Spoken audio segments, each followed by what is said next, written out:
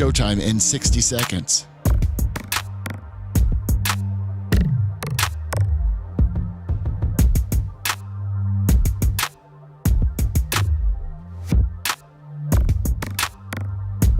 "45 seconds.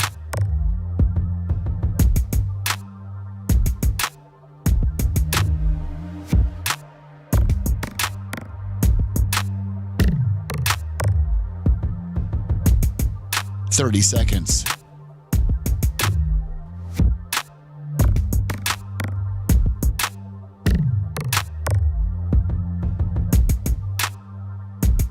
The show will start in 15 seconds, and this is your last audible warning.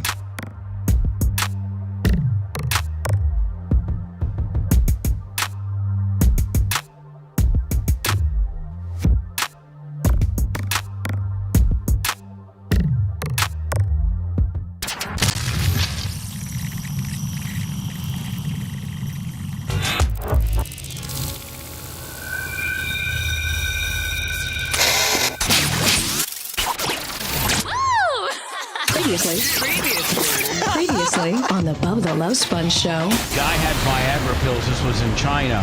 Hong Kong. In Hong Kong. And I guess, and he had a prescription for them. Yes. So, like, Dan, he'd been prescribed Viagra by his U.S.-based doctor. You don't want U.S. guys walking around Hong Kong with giant boners, man. Wow. You're listening to the Bubba the Love Sponge Show.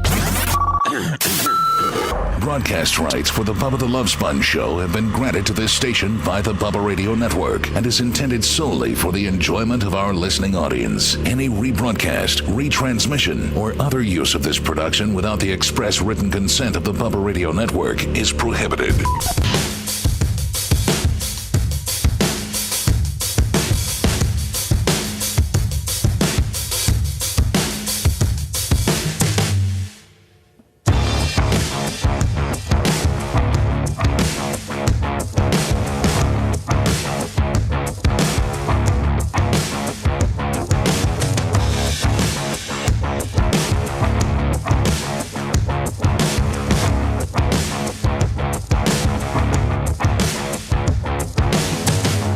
She is first in, first on, $25. Gloria, the glow bug Zach for the Gene Lasker effect.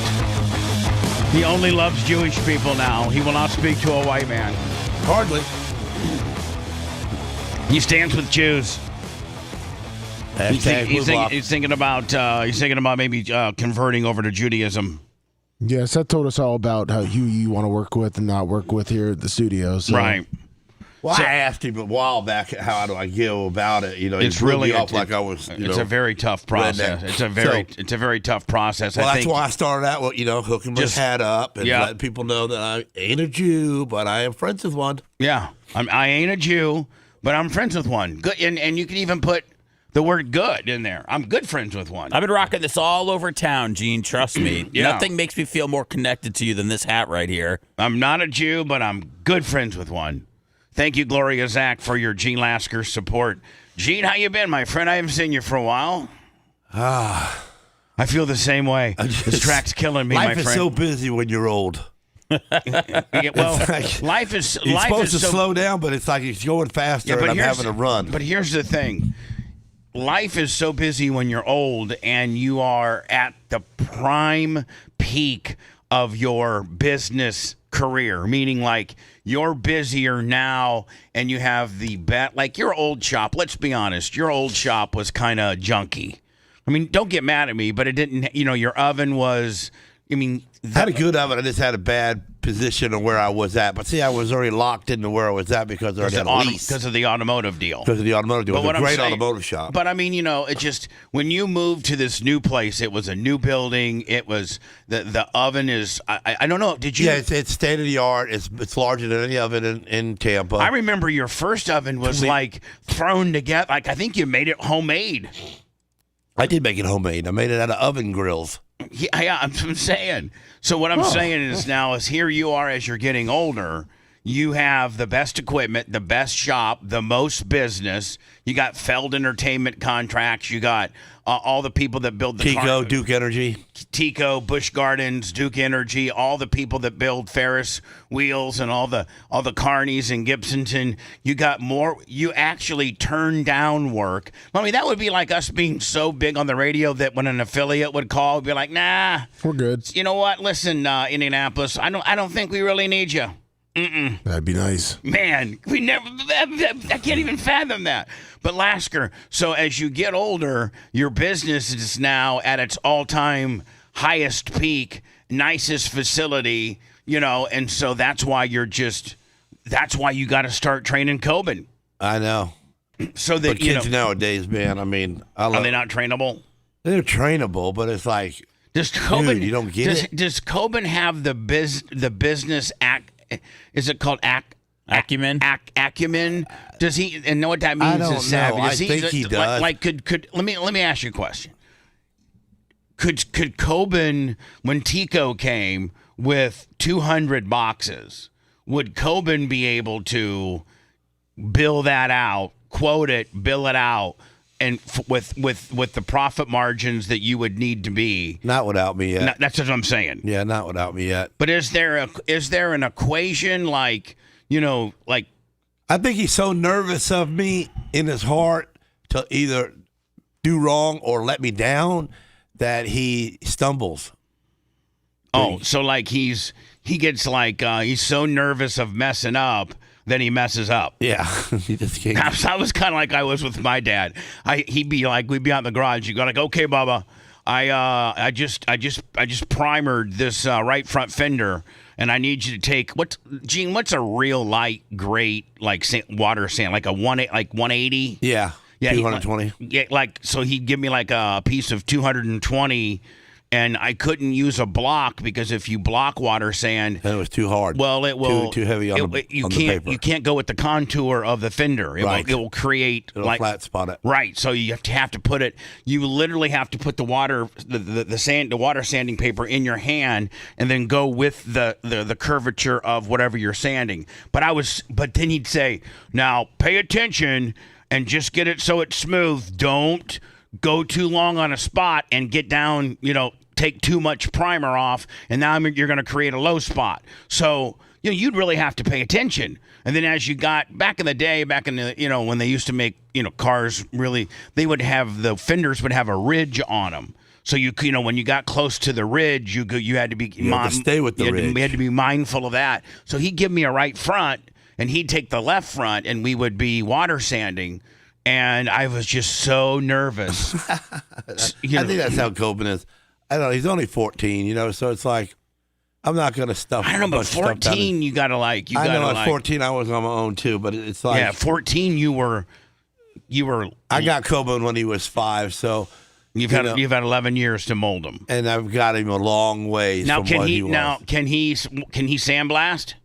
Yeah. Oh, no. He can sandblast, drive the forklift, hang stuff. Yeah, he knows a lot all about it. All right. So that's how you start. I mean, I am. He's got to know all the aspects of it. Is there any part of the back end of the business? The front end of the business would be the business part of it. But, the money, the quoting. Yeah, he could be the guy that's picking up and But what I'm stacking. saying is, could he run the back? Could he be the shop manager where he ran the back end of the business? Not run it yet, but he could work back there. Right. Iggy McGillicuddy, $20. It's not a task you can do mindlessly.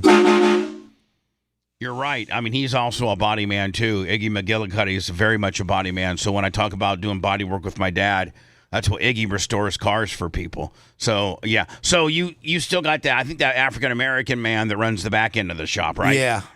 And he's good, isn't he? Yeah. So, I mean, but, Coben's, did you say 14? Yeah. Yeah. So, like in 4 years from now, he'll be up to speed on being able to run the back end of the shop. I think so. Yeah. Can he? Do you got him paint? Do you got him powder coating? A little bit. Yep. Gene, how long does the white guy go in the oven for? Where does he go? Because I've only seen him, and I've been at your shop maybe 4 or 5 hours. You can't stay in the oven very long. Well, but he always disappears. I only see him like once a day. The painter? Yeah. Yeah. How long does he go booth. in there? He's not in the oven. Oh, okay. You don't? do you paint in the oven? No. No, you can't. I got paint a paint booth. Oh, no, okay. but hold on. So, how long, or does it depend on how much you're putting in there? How much you're putting in there? How thick the metal is? Oh, okay. And what type of powder you got, whether it's a 350. Does it determine what time? Burn. Does it determine like aluminum compared to steel? Oh, yeah. Aluminum's a lot quicker. Right. All that stuff has to be. And who taught you how to do that? Me. Well, no, for real. For real. Somebody had to teach. No, you went to powder coating school. I went to powder. Well, it was a convention. Right. And where was it at? And it was in Indianapolis. Right. And then, so I went to that for 4 days. And it taught. And took all the classes and all that. I took all the classes they had, and then I met this lady, Margaret Meck, who was probably the smartest person in powder coating in the United States. And she come from England, and that's where powder coating came from. So me and her hung out afterwards, and she says, "You really want to learn this, huh? You like this?" And I'm going like, "Yeah, I think so." So she let me stay late at night there from when the classes were over at 4. I stayed till like 9 and just learned how to paint. And now did they have spray guns? They had like 9 different types. Right. So they told you all the different ones and which ones was the best ones and why they liked these and why they didn't like these. Do you remember your very first customer? Yeah. And what was it? Process Systems. I know, but what was it? It's a base. It's a metal base, like a 4x8 metal base. That's the 1/2-inch steel that's wrapped around on the bottom, so it sits on its own legs, and it's got a 2x2 tubing, square box around the outside edge of it, and filter systems go bolted to it. Oh, and that was your first job. Yeah. And that was probably a pretty big job, wasn't it? Well, see, I'm looking to get into powder coating because I got ripped off at it.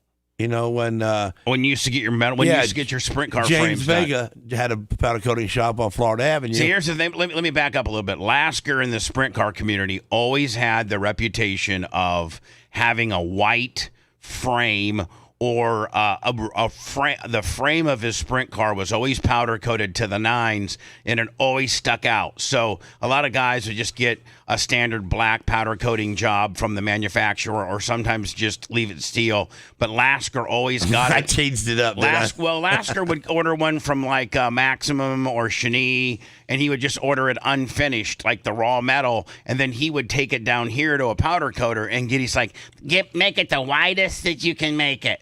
And so when Lasker's car would pull out, man, you know, all these other black frame Laskers would you pop. see things that you didn't see on other people's cars. Laskers would just pop. He'd have his wheels powder coated.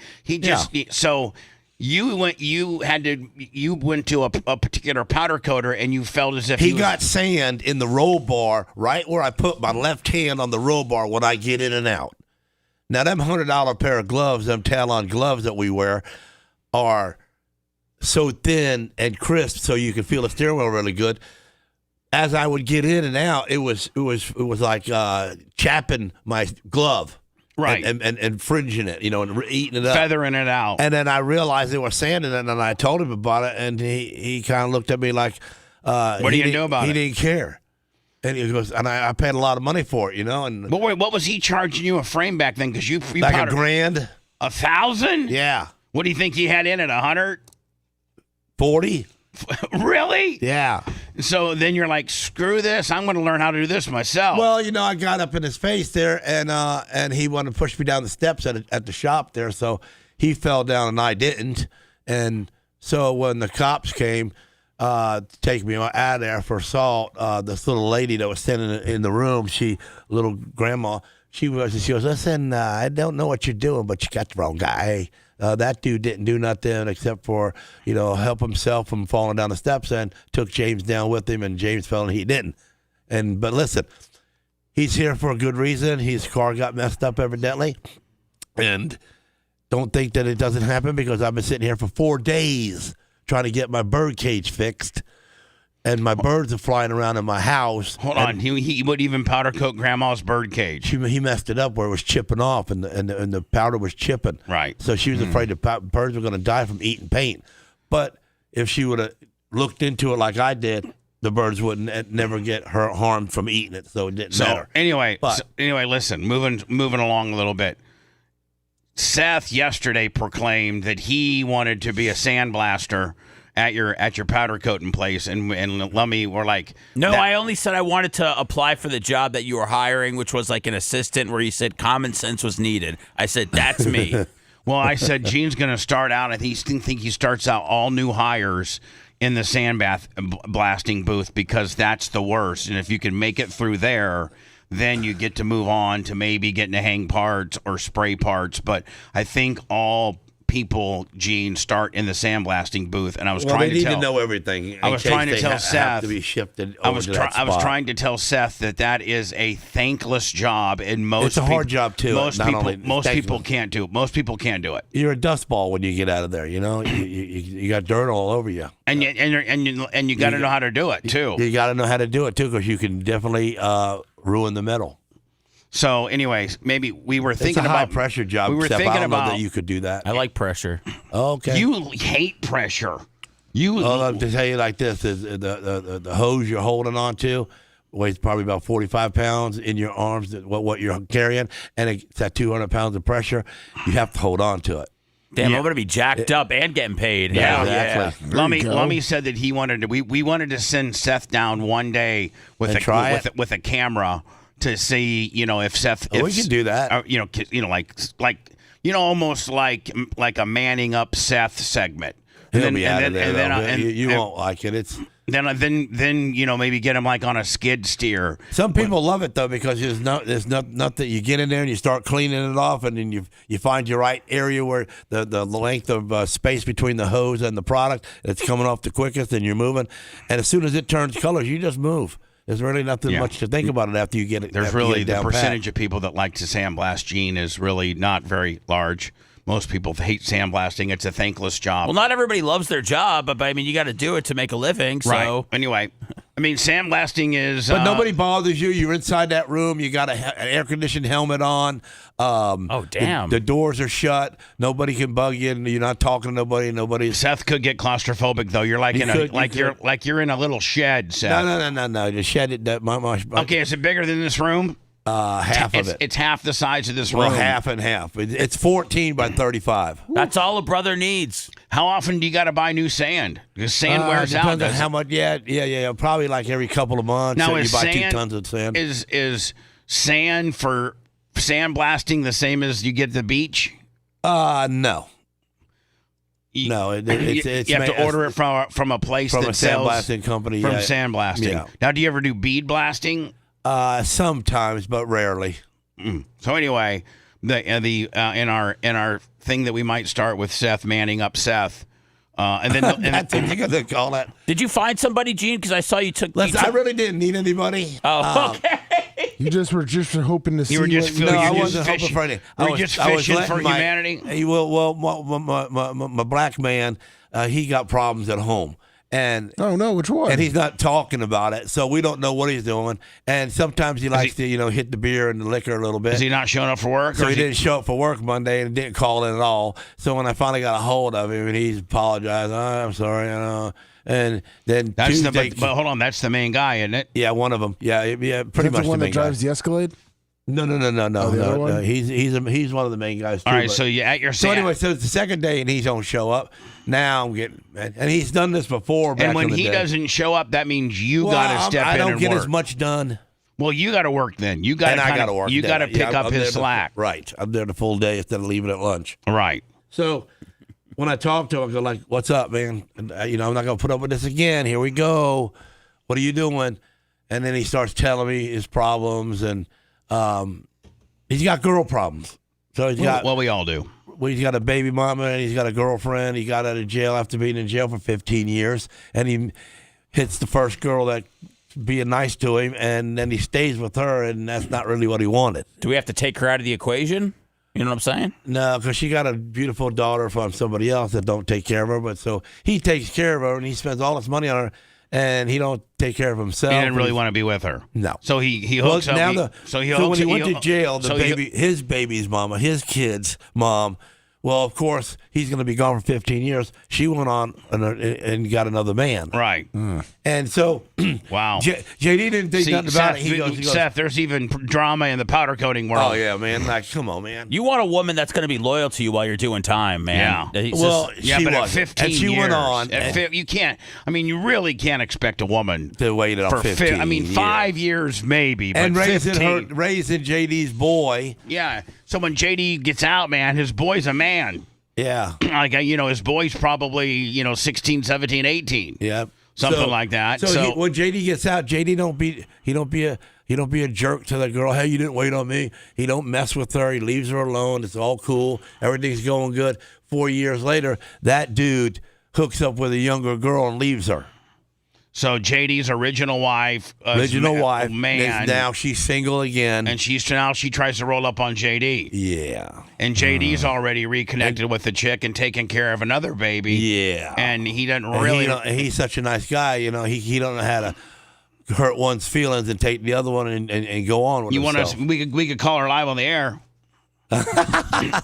So he's got 2 ladies going on right now? Well, he's got one that he's living with, which isn't the original baby mama, and he doesn't necessarily want to be with her, but he's help raising the kid, and that was the first one out of prison. He loves them both, though. I mean, he used to love this one, and he has maybe a kid. He can sit him and down. And now he's got grandbabies involved, because he's telling me, he goes, brother, I got the grandbaby, and I told him I'd watch the grandbaby today while the kid goes and does some shopping or does this or does that. Man, so, JD is a hot mess. He's a hot mess. Is he going to go back to original baby mama, maybe? I don't know. I told him he might as well. Yeah. Because if it's already messing his life up, he ain't been home with his regular girl for 3 days, 4 days. And this is affecting his job because he's not showing. Now it's affecting now he's not showing up. Now, he don't want to lose his job. Are you crying to the police? Or, I said, listen, I got to add. I seen it on Facebook, man. I'm freaking out, man. The only thing I got in my life is my job. That's all I got. I said, well, you don't own the place. So you must talk to the owner about what you're doing. You know what I'm saying? It's just like we have to be on the same page. Gene, that's called communication. You say we have to communicate. Wait, so is that post you made on Facebook? Was that kind of like almost like that's a warning scared shot of JD? to him? Yeah, that was just scared of JD. Letting him know that I ain't playing. There you go. And it scared him, didn't it? Now, did he come back to work yesterday? No. Yesterday was when I put it out there, but because of what's going on. But hopefully he's there today. We can call the shop and see. I mean, at 8 o'clock, see if he's there. Yeah. Well, now will he answer the phone, or we'll go right to voicemail? We'll have to call his phone. Have to call his phone. At 8:15. Yeah, at 8:15. Can we call? Say, JD, it's Bubba and Gene. We're live on the air, being superstars. Are you at Lasker Powder? Are you at Buffalo Avenue Powder Coating right now? Where are you right now? Man, I'm at the shop. Okay, man. All right, well, then take them yellow frames and tell me all the linear length on them. I need to know everything, how long is all them bars on all that yellow. So then Gene, I can get into, listen, JD, what are you going to do? You going to stick with baby mama? You going to go back to the we can really do a deep dive on the deal. You know what I'm saying? Okay, talk to him. Let's do that. We'll do that at 8:15. Want to listen to the show on demand and on the go? Enlist today at BubbaArmyHQ.com. Sign up and start listening. The Bubba the Love Sponge Show will be back after this.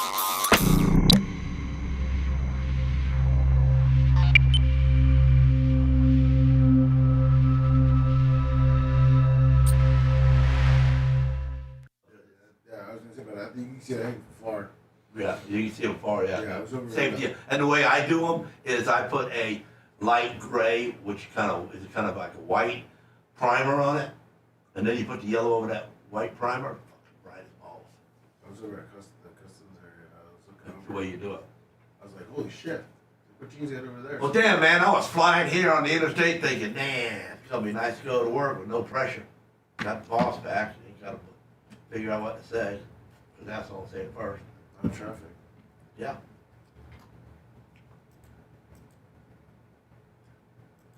Get those thumbs up and money in for Gene. No pressure for Gene. I thought I'd get more Jewish money nowadays than redneck money. From here? Well, because I'm friending you guys, and and I'm sporting this hat. Now, which Jews, let me tell you something. It's going a long way because a lot of people look at me and they wink at the ladies wink at me, and dudes are giving me thumbs up, and they must be Jewish. You can tell they kind of are, but they're being cool. They think it's cool. The hat's 69, cool. 60 months. Especially in Publix the other day, the ladies. The ladies are loving it. So are you the friend or somebody else the friend? And I wanted to say, listen, can you not read? Yeah, I said, no, I have a friend. And she goes, well, he must be a good friend. And I go, I kind of just met him. But he seems to be pretty cool. And she looked at me like, what's wrong with you? Oh, no. Oh, man. I think, Gene, you need to call yourself a Jewish ambassador. An ambassador for the Jews? Yes. I kind of am now at this moment with this hat. Yeah. I watched this commercial. Regular little dude, about my size in high school, I was little, walking down the hallway. I saw it, and the black guy comes up and he puts a... But all the kids are laughing at him. Yeah, that's and actually... he goes to put his backpack in his... They ran that during the Super Bowl. Okay, well, that's where I saw it. Gene, Lummy, find me that commercial because it's very popular. I was pissed off. I'm going like, dude, that's not right. Yeah, the Robert Kraft commercial. You know, were you guys gonna call me a wop now, or something like that for because I'm Italian and Polish, you're gonna call me some kind of names, Luckily, we didn't do that when we were kids. It seemed like, I don't think. Lummy, are you working on a number for this guy? Yes. You got one? Not yet, no. Okay. What, he hit somebody with a sandwich? Yeah, we'll do that later. Well, I'm not going to do it till we...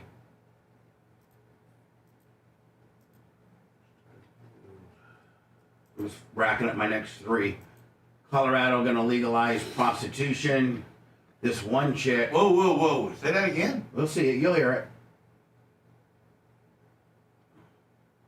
And then China's got these fucking robots that are unbelievable.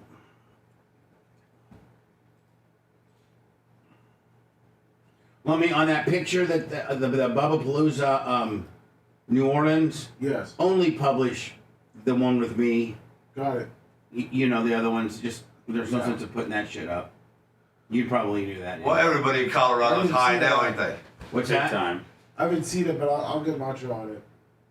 I know which ones you're talking about.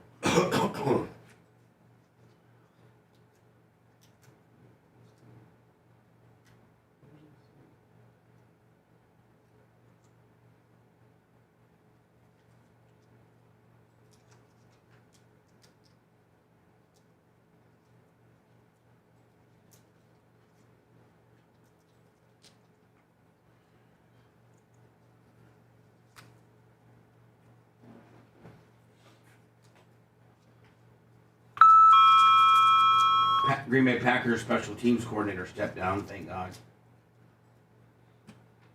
Rich Bisaccia? Yeah.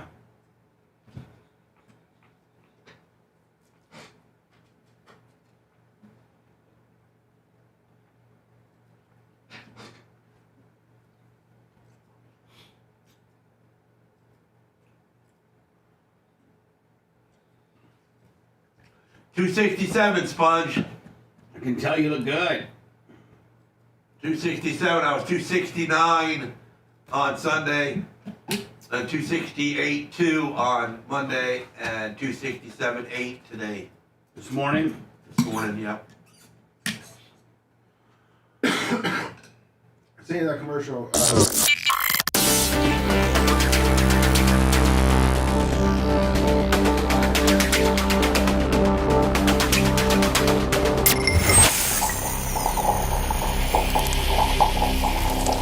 Tired of paying sky-high cable TV bills? Sick of juggling endless streaming subscriptions? There's a better way. Go to getabox.com. With Get a Box, you get every channel, every game, every movie ever made. Watch local and national channels, live sports, all your favorite movies, and much, much more. This isn't another subscription. It's a one-time purchase. No contracts, no fees, no nonsense. For a limited time, use promo code BUBBA at checkout for $25 off any box. That's getabox.com, promo code BUBBA. They're like a bunch of sharks circling in the water, searching for blood or any sign of weakness, and are ready to strike.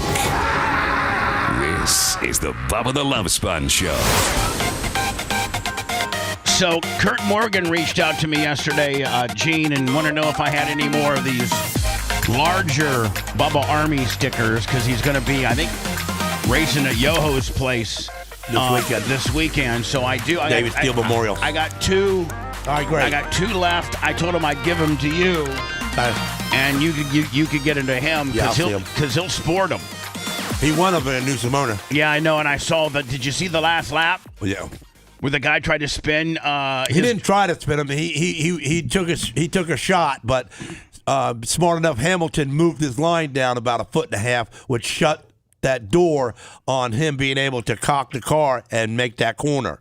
Yeah, it was. I watched it. Great race. Great strategy. Now, I also saw something on Facebook or YouTube or X or something where there were some drivers from Indianapolis that were bitching about Yoho over at... they beat his window out of his pay booth and threw a can of beer at him and the lady. Well, there was cops there, too. Oh, they had to be the cops there. They were going to knock the house down. Something about he had promised...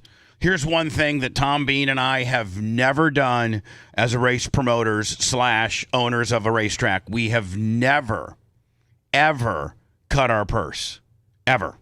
We've had even races where we had like 2,000 to win, and we only had, like 9 or 10 cars show up. Most promoters at that point will cut the purse. We have never cut our purse ever. And I'm assuming, Gene, that's what potentially might have happened is he didn't have the turnout that he thought he was going to have. And he never told anybody, or nobody ever got out of him or on paper what it was past third spot.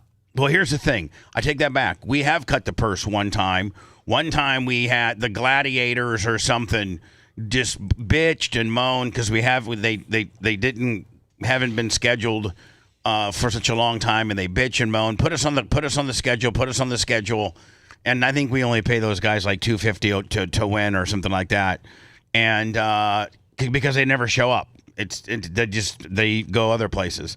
And so we put them on with a 500 to win, kind of gimmick, kind of a gladiator deal.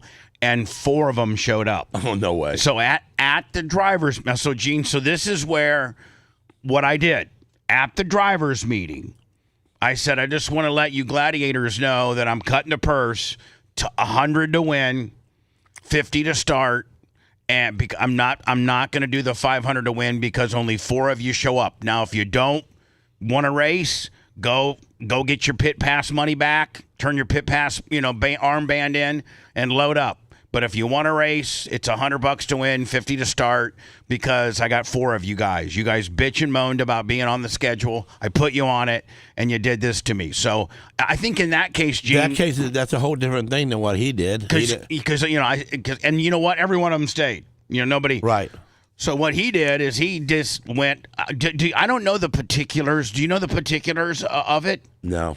I know that he made all the figure 8 guys go there on Friday to qualify. And then and by the way, you do that as a promoter so that you can get 2 days worth of pit passes. That's right. That's a screw job. 45 a person. And that's a screw job. And then, that's a straight screw job. Check this out. So just before qualifying and they're getting ready, he has a meeting and they all line up and they all stand there and he says, this is going to be make-believe tonight. We're going to redo it tomorrow night. So basically, they're just practicing. Yeah. Burning up tires, burning up motor. There you go. The whole 9 yards. Yep. And he just wanted to basically have, collect the money to get their $35 pit pass. Yep. That's it. Yep. Man, he is a shady ass promoter. I love the guy, and he is shady. But he's never shady to me. I know this. I know the guy Keith Johnson who invested when the state of Florida finally said, okay, we're not going to put. They bought Sunshine Speedway way back in the day for like $18 million. Remember, Gene? Mm-hmm. And because that's where part of the infrastructure and the road and the overpass and all that was going to go right through. Well, then because of environmental or swift mud stuff or stuff like that, the state of Florida changed the routing or the road pattern. They curved it better. And it didn't necessarily include. Go through. It didn't require demolishing the racetrack. So the state of Florida owns that land, and they put it up for auction for promoters to rent it per month to run races. The racetrack they didn't touch it. It was perfectly fine. So Yoho was the high bid at $20,000 or $17,500 a month, which for the life of me, Gene, I know the dollars and cents of what it takes to run a racetrack. I can't see how you could ever make money at paying more than $15,000. I can't. Yeah, but he got a drag strip. I understand that, but still. Okay, you should see how many cars go there on Wednesday and Friday. All right. So what I'm saying is, I know the guy that initially put up $250,000 because remember they had to buy some more bleachers and things like that and stuff like that. And after some lights down the strip, 5 or 6 years, he never even got $1 back, and he pulled out. And Yoho talked somebody else in. Remember back in the day at East Bay where Al Vonador, he would just get like one investor after another, after another, after another. Yep. That's what Yoho's doing right now, and eventually that track will close. You can't pay that kind of money, and the track's going to close. And I'm just telling you, racetracks are dying, on the vine. But he's doing the same thing you're doing too. Also, storing cars on his property. Yeah, because he's got that record company. Well, I'm just saying he's storing toes. But here's the difference between me and Yoho. Tom Bean and I don't own a dime on that property. We don't have to pay $17,500 a month to the state of Florida. Right. It's we own it. So if we had to pay $17,500 a month we wouldn't be in business. We couldn't make it. We couldn't make it. So anyway, it'd be interesting. I hope that the Bubba Army number 14 Morgan exterior 410 is it a 360? Yeah, he got a 410 in his 410 Sprint kills it, and I hope that Davey Hamilton Jr. says something about because usually when he puts Bubba Army he puts it right there on the hood. Yeah, remember when he ran the little 500 last year? Oh yeah, it might be on Flow Racing too. It's on Flow Racing. It might be on Flow Racing. Yeah. Lummy, I got to tell you. Oh, what the race this weekend? Yeah. No. Yoho's got his own film company now. Oh, okay. All right. So where's that distribute at? Yoho, that's for sure. Probably yoho.com. Yoho is a crook.com. Yoho is a crook.com. I don't know. Anyway, our races, we got open wheel. I'm not going to be allowed back now. Listen, this is what we got going on this weekend. I got street stocks, UMP modifieds, master legends, semi-pro legends, 2 different classes of that. Pro legends, 3 classes of that. Young lion legends, bandits, and outlaws. Tell me I'm not going to be a track prepping mother effer with my boy Rob Platfoot. So yeah, those are the classes we got going on this week. This is just say it again. You don't got. I got 1, 2, 3, 4, 5. You just got to make 6, it heavy, but you 7, don't got to worry 8, about them guys. They 9, don't need a good track. 10, 11 class. No, you just got to throw a little moisture on there, right? And they'll dry slick it off. They don't have it. You got the pressures on you when you got the USAC. No, the pressure's on me when I got late models. Lucas next week. That's right. Able to see that all on you wanted racing? it. Now you got it. There you go. 5 nights. Jonathan Davenport making his only Florida appearance. And we've, I'm sorry, Gene, we've basically taken over the East Bay real estate. Remember they had 6. No, I don't see why you wouldn't. And last year we nailed it. Yeah, we nailed it. No rubber, dry slick. Did you see any of the USAC stuff? A little bit. A couple of things where I seen where you posted or some Bubba Army posted. Let me see if you can show me. Find the final night, Saturday night, where Justin Grant, listen to this, Gene, he went from 8th to 1st, and he found that, a lot of guys don't know, but in turn 2, me and Rob Platfoot, we took the shelf out of it, and it's actually got some banking with all new material. So as the rest of the track is starting to dry out and get slick, and you can't really get a good traction, the upside of the high side of turn 2 has all this new material, and it's so grippy. Well, the guys aren't conditioned to really run up there. No, they're not set up to be high coming off of 2. Usually you set up to start pinching it down and kind of diamonding it off. Yeah, Justin Grant. He got up there. By the way, he's a 9th. Capital. Let me turn this. Controversial new bill has been. He got up on the high side of there. Did you send it to me, Lummy? Yes. Thank you very much. This Lasker is going to love this. Hold on. Let me just get it all ready here. Bam. Bam. Here, look at that track, Gene. They're already starting to get wide. Your lunch money forward to the green here at the finale of Winter Dirt Games. Oh, that's a nice track. Look at that. Look at that track. Uh-huh. Look at you're running. You got 4 wide. Yeah. 4 wide.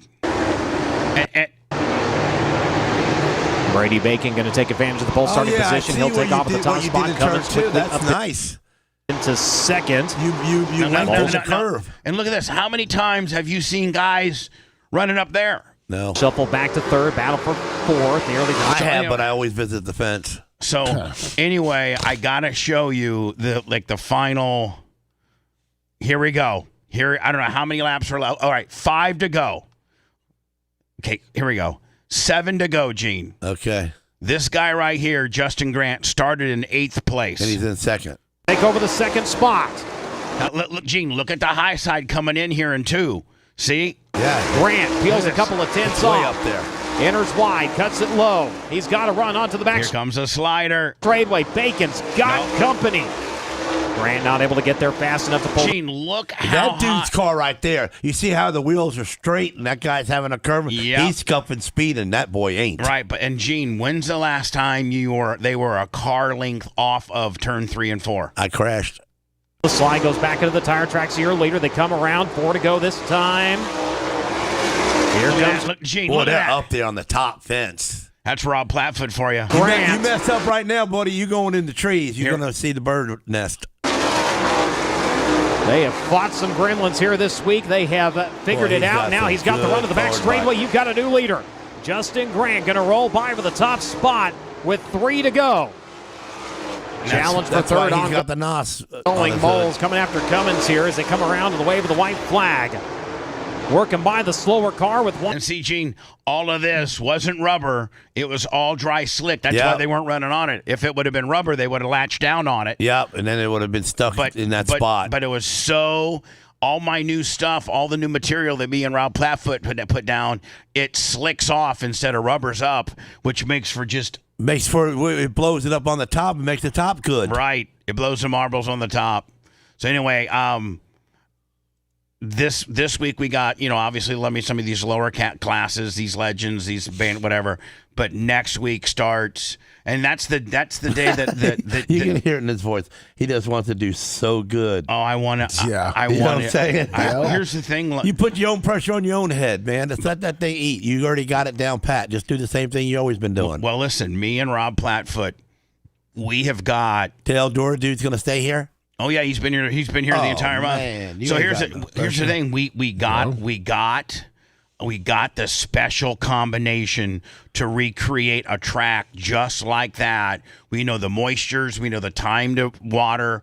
We know the time to pack. We know the time to till. We know the time to So basically, the same way, because that track needs to be slick on that bottom like it just did at least halfway in the race. Right. So now we don't know what 950 horsepower Vic Hill Clement super late models with the exhaust blowing down on the ground. We don't know what that's going to do compared to 900 horsepower, 1,200 pound sprint cars are going to do to the track. But we're going to at least have a starting point, right? Where we're going to replicate what we do, what we and we put the. Our first night, Gene, Wednesday we were too wet. It was literally put a brick. Wheel stands. You put a brick on the throttle and didn't Just lift. Stayed in one spot. And nobody passed. It was fine. That's what I'm saying. It's got to slicken up at least halfway through. We figured out Wednesday where we went wrong, how much water we put on. Then from Thursday, Friday, and Saturday, the track was like that almost every night. We know what it takes. Now we're going to start that. Now, late models, because we only had 30 sprint cars, but we're going to have probably 55 late models. That also, Gene, determines what you do to the track, the amount of cars you got. Well, the sprint cars blow the exhaust straight out the back, so they're not really heating your track up as much as them late models blowing down on the ground. Right. So we're hoping that we'll never rubber up, but we're hoping that we can put that type of track together for super late models and have them dodging. What if that thing could slicken up like maybe 10 foot further up? Oh, it will. You'll have the quarter panels right on the fence. So next week, Jonathan Davenport and Hudson O'Neill and Devin Moran and Brian Shirley and Kyle Bronson and Mark Whitener. And Big Frog Motorsports and the Big Perm. Big Frog Motorsports is your boy. Is Augie. Is the kid going to drive? No, Big Perm is. Big Perm. He might win it. The kid had a ride with him until the kid messed it up. Don't want to really get into that. Nope. Too much. So, yeah, I'm going for the Big Frog and the 40 for the underdoggies. Oh, nice. Well, Big Frog, the 58 from Ocala, owned by Augie Bertram, and then 40, Kyle Bronson's, Brandon's very own Kyle Bronson, sponsored by Wayne and Shirley Hammond. Yep. Lummy, I got to tell you, if I was, I'm not single necessarily, but it seems like Colorado's a pretty cool place to live. They're all high. Well, I mean, not only were they one of the very first states to make marijuana recreational, but they also, I think, now are starting to dabble in mushrooms. I think that they're also kind of starting to look into mushrooms, and now they're looking into hooking. They're looking at, so they've legalized marijuana. I think, Seth, like to the point of rec, like you can literally, it's rec. You can just walk into the dispensary, and as long as you're over like either 18 or 21, you just got to show an ID. You could buy an ounce of weed. Yes, that state is currently with the times. Yeah, like I want to buy an ounce. Okay, show me your ID. Oh, you're 24. No problem. Here's an ounce. And then I think they're working on. How much is it legally money compared to right or illegally type weed? What do you mean? Well, like if we would buy an ounce back in the day, how much more is it now being legal? It's a lot cheaper. It's a lot cheaper. Oh, It puts it on then the street value of it. What used to cost $400 an ounce now is $180. Oh wow! Because there's so much of it. I might get back in the pot then. And then the other thing is that I think with recreational, they let you also, there's a growing addendum to that where you can grow your own. You can grow your own. They allow each adult that lives in the home to grow up to like 3 ounces a month or something.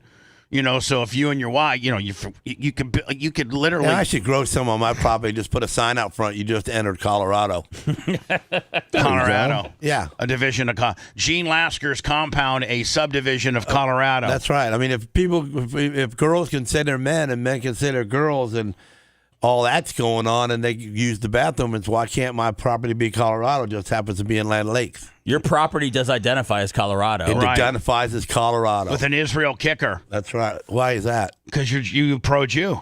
Oh, okay. So I'm from Israel? Don't you? Well, you didn't. I don't know. You don't know that. I haven't learned all the strategic spots of where I'm supposed to be. Okay, so here's the thing. You don't know where the Jews came from. I know it's not here. You don't know the Jewish homeland? No.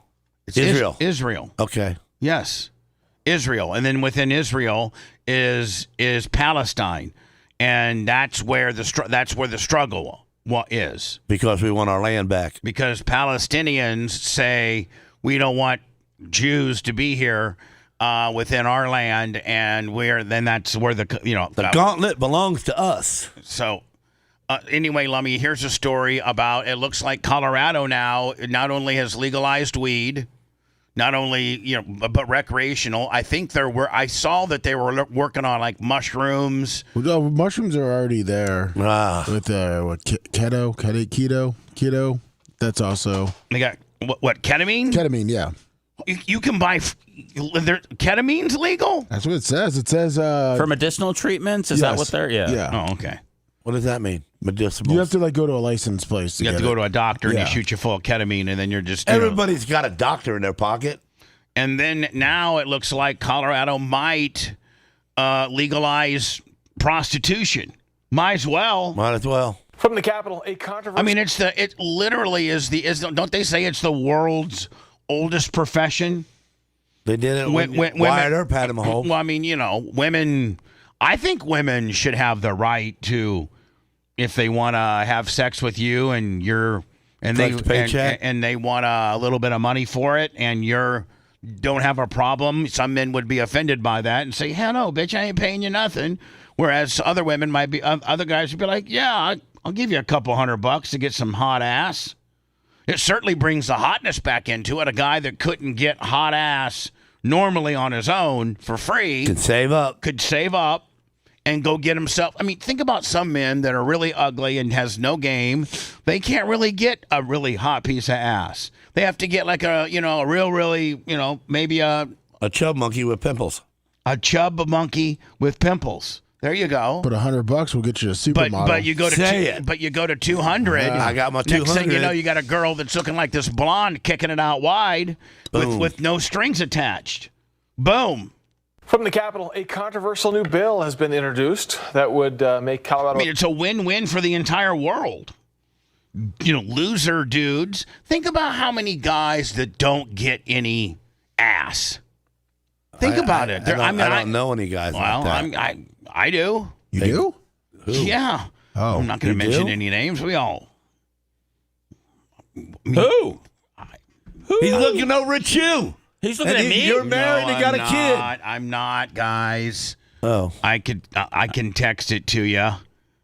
No, don't. I just wanted to try to get you to cough it up on the air. I think I know who you're talking about. Colton? The first state in the country, get this, to fully decriminalize prostitution. So this bill would require the entire state to decriminalize commercial sexual activity among consenting adults. Yeah. Why not? Both for people who buy sex and those who would sell it. Jared Dean is live from the Capitol to break this all down for us. Hell yeah. Those that buy it and those that sell it. Let's regulate it. Let's tax it. Let's have it, like where the women have to be tested. Like that's what they do in Colorado. Like once a month, the state comes in and they do tests on all the women workers there to make sure they're not, spreading any, bad stuff. And it's all regulated. The state gets a huge cut, just like much like medical marijuana. I mean, Seth, doesn't the state isn't that heavily taxed for the state? Absolutely. I mean, there's probably people that wouldn't want to get high, but wants to get laid. So you tax that too. Whew. That's Jared. Hey, good morning. This bill was introduced on the Senate floor just last week on Wednesday. And it's been getting a lot of attention, a lot of traction. Maybe you've seen it online. There's been a lot of discussion about this. Now, it's not the first state to have rules regarding legalizing things like prostitution in some capacity. States like Maine and Nevada do have it legal, but with restrictions. We'll get to that later, but let's focus on Colorado for a minute here. The bill text for Colorado says criminalizing puts consenting adults in danger, adding keeping it illegal would encourage violence against sex workers. The bill separates human trafficking and commercial activity, saying decriminalizing consensual commercial sex would allow law enforcement to find traffickers or people exploiting sex workers easier. This bill would also prevent any I think it would too, because if there's just one particular place that you go to, or 10 different places because you have to be licensed with the state, then the state can come in at any time, check your paperwork. And they got all the best girls. They're doing something wrong. Well, no, but they can check each girl's paperwork. Are you here by your own accord? Yes. Where you from? Well, I'm originally from Indiana, but I heard that you can make a lot of money here in Colorado. Is anybody making you do this? No. Are you doing it, on your own accord? Yes. And then they go in and they test you and make sure you got the HIV or anything like that. And they can. So you're now bringing this, illegal activity into a controlled atmosphere where, now if they want to stop prostitution, they have to go on the streets and do these takedown busts and, and put a decoy girl on the corner and wait for the guy to pull up and ask if he wants to party. And it's just, whereas if it was legal, you could literally, roll up, to a place. They're all there. You can check them all out. If there's anything inappropriate going on, like they are trafficking these girls or underage or whatever, it would show itself because they would be there. And when the cops roll in, they don't roll in adversarially. They go in, hey, we need to shut the place down for half an hour while we check everybody's paperwork. No big deal.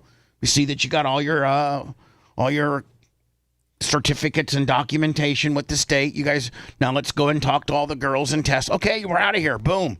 Would you want to keep them into like how they do the strip clubs in certain places? Like it's got to be in a commercial. Yeah. You'd have to put it like in a out there like by Drew Park. You'd have to put it like in an industrial kind of out of the way kind of. Get you some property, put 8-foot walls around the outside. No, it'd have to be Lummy zoned in a just couldn't put it next to a school. I mean, does decriminalizing it mean you can open brothels? Yeah, that's okay. Absolutely. I'd open up a strip mall. A strip mall. Yeah, and then I'd put me a train that goes around slow motion, so you can always jump on or jump off, and I'd make me all kinds of different parts of the world. You coming into Sweden, have Sweden girls here, boom, maybe Costa Rica girls here. Gene, do you know how much it costs to build a strip mall? Well, it's kind of like the red light district. district. Which one are you going to get back? Ordinances or laws criminalizing prostitution. The bill would, however, still keep in place laws criminalizing menacing or intimidating a person into committing commercial sex acts, as well as... Like if some pimps tried to put some pressure on some bitches that didn't want to participate, that's what they're doing here, which is what you absolutely need to have in place. Pimping. Now, here is a... Oh, did he say pimping? Yes. Oh, hold on, I stepped over a... sex acts, as well as pimping. Now, here is a look Some nerd. Pimping. Somebody's pimping. At how Colorado would be different from... Here we go. Maine. Selling is legal, buying is not. Yeah, Maine's messed up. What do you mean? Selling is legal, buying is... So women can sell it? Yeah, I read it because I didn't... Help me out here, I believe this is what I read. So women can go out and sell it, and they won't get in trouble if they get busted, but if you're buying it, you get busted. Now, hold on. So does that mean just the girl has to be the one that offers it? Correct. And you say yes or no. You can't be the one that solicits it. Meaning, like, if you see a girl, I can't say, hey there, Rhonda, want to sell some ass for $200? That's illegal. But if she says, hey, Bubba, you want to buy some ass for $200? Then that's okay. That's cool. Yeah. So that keeps the guy from talking to people that's not in their business. And it also puts the power in their hands. They're only soliciting who they potentially might want to be with, right? Yeah. States like Maine and Nevada, where prostitution is legal in some capacity. In Maine, selling sex is legal, but buying is not. And in Nevada, prostitution is legal, but only within licensed houses. Don't you wish weed was like that? Like, Seth, if you're a weed dealer and you asked me if I wanted to buy some weed, it would be okay. But if I asked you, hey, Seth, you got any weed? Then that's illegal. I don't want to get involved with any of those semantics. Right, you just want to go to True Leaf and buy your stuff, right? That's what I do. Of prostitution or brothels. Some counties have banned brothels altogether, but in Colorado... Well, we saw yesterday, Lummy, where the women of Nevada are trying to form some union now where, because the brothels are trying to make them sign NIL deals where they can sell the picture of Trixie on a billboard somewhere in Indiana, selling cellular phones or something like that. Or, whatever. Well, they leave it up. So they said they leave it up on the brothel, the picture on the brothel, even though they don't work there anymore. Right. Wouldn't be the case. It would be, a much more open. So this is something we're going to continue to follow all day. And of course, as the session continues, as this law moves its way through the legislature, we'll keep you updated. Be interesting. Live from outside the Capitol. Be interesting to see, Lummy, where, if you can maybe get an update as to where the preliminary votes are. Like, a lot of times they'll give you indication it's going to pass. It looks like it's got the support needed, or it's not because it's 50 votes short. I wonder if they're even at that point yet where they're, roughing it in as to whether it's going to make it or not. No, it looks like they just put it up yesterday, so they're trying to see what people are thinking on it. Feel people out. Yes. Hi, you're on the air. Go ahead with the great Gene Lasker. What's on the bubble? Yes, LH. How are you, my friend? I'm good, y'all. On my topics. Hey, I can go and settle it, man. Hey, what's going on? Everybody, good morning. I'm sorry. Hey, but on this, that's what we was talking about last week, Bubba. Remember you brought up a black chick a hot black chick that you'll blast? Mm-hmm. I told you that. I said, if your money right, you can do that. And we so far behind. Bubba, me and you graduated in 1984, right? Yep. We're the same age, I think. Yep. I went to the military. 1985, I was in Germany. They've been doing that. When you go in a hotel, they don't walk the streets. You go in a hotel, you look in the rooms. If the door closed, they busy. If the door open, they're in bathing suits, and you just go in. $11 for 15 minutes. What if you wanted to go a little longer, like maybe let's say an hour? Yeah, them girls will give you a list. When I first went there, because them guys say, boy, they got legal prostitution here. I'm in Germany, Mainz, Germany. I'm like, man, I don't buy no coochie. I can get my own. And man, you walk in that hotel, they don't walk the streets. They're in the building. and they give you a list. $300. Well, it was 300 marks in German money. Now what's that? That was like $50. That was like $50 when I was there. Okay. You can get the girl for the whole day. You can take her out to eat. You can hit. You can spend the whole day with her, and it's legal. They get AIDS tested. They give you a list what they do. You want this, now, is this. LH, is this just a certain... It's legal. That's what I'm getting at. It's been done. I know that, but what I'm saying is it just a certain part of Germany, or does it seem to be all of Germany? Yeah, it's all of Germany. It's Frankfurt. Frankfurt is the main, but it's legal. You think it's still that way? Prostitution is legal. They put in applications to do it. Yeah. They just don't just sign up. No, they gotta. It is. Were they fine? Were they hot? Were they attractive? Yeah, because they from everywhere. Some of them will tell you no. If you're a black dude, like some of them will say no, because they can turn you down too. Like, cause we used to go in there drunk. We was in soldiers. We go in there juiced up. We don't get nothing for free, so we go there. You can get it. $11. Yeah, 15. Can't and beat then you can leave that room and go in the next room. Well, I'm only good for one, LH. And no, not over there. Well, I hit 2 the first night. Well, I mean, back in the day when I was 18 or 19 like that, I could have maybe hit 2, but I'm a one and done guy now, as old as I'm getting. You know what I'm saying? Yes, sir. Me too. Yeah. I'm one and done too. Mm-hmm. And then that's what I'm saying. I ain't got time to be. I get real tired too after I get that one. After I get that party, I get real tired. Just I just want to take a shower. Okay. See, now you keep saying you going off LH, I'm just saying, you and I are the same age, and we're talking about like when we were 18, 19, we could get 2 parties, but as we get older, I can only get 1 party.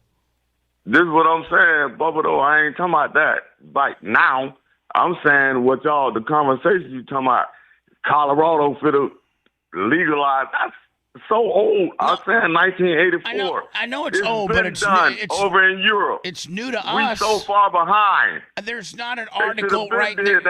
LH, there's not an article that states Colorado is getting ready to pass legal prostitution, and by the way, it's been legal in Germany since the early 70s. If there was an article about that, LH, I would be. But I don't have anything in front of me that says that, other than your expertise testimony, which. I'm giving you facts because I was there, Bubba. And I'm telling you, thank you for the information, LH. Why has everything got to be so adversarial with you? I'm saying thank you. It's not adversarial. I was just calling in about the conversation. I was saying USA is so far behind. Yeah, duh. Yeah, there's only one time. You know what I'm saying? Okay, I was Germany. 18 years old.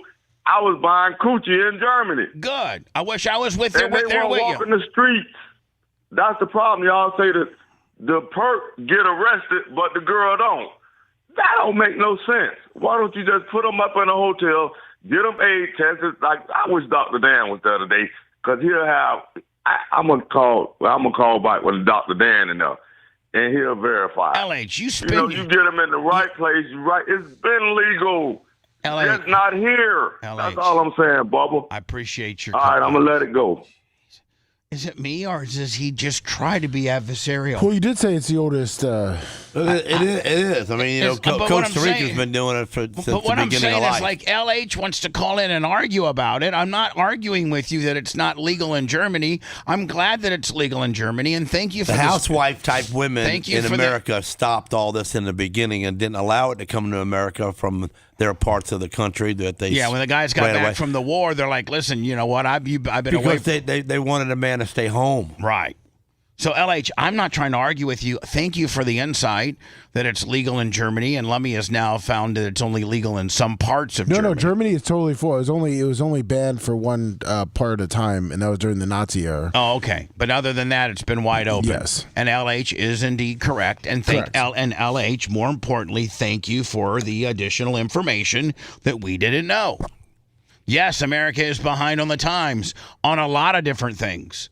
I mean, even medically, some of the treatments that people can get for various diseases, including cancer, Western medicine or Eastern Bloc European medicine is far more advanced than us because we're controlled by big pharma. 1915 is when it became illegal in the U.S.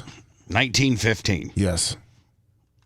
Prostitution was illegal. But prior to that, it was legal. It was open. You get brothels. Yeah, I remember you watch some of those Westerns, and they would go in there, and the tavern would be down low where they were drinking, and the girls were upstairs, and the girls would come down the staircase, and kind of with like a bustier and something kind of sexy, and then she'd be, try to get one of the fellers to take her up. Back in the out west. That's why I still think that Nevada is the only state, well, maybe now Colorado, but Nevada is the only state that continued to allow it to be legal because it's the West. It's during the big gold boom when everybody was going, out to San Francisco and California for the gold boom, and all these little pop-up gold mining towns would pop up.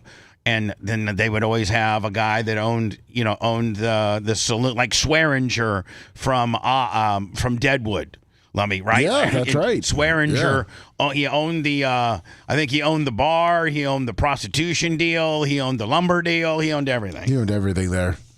Did you guys see? I didn't even know that there was a country on the Ivory Coast in Africa, Western Africa, I think it is, called Is it Ivory Coast? I know, but is the country is called Ivoronian? No, that's the Ivor. That's what the name of the people are. Ivorian. Like American? Yeah, so yeah.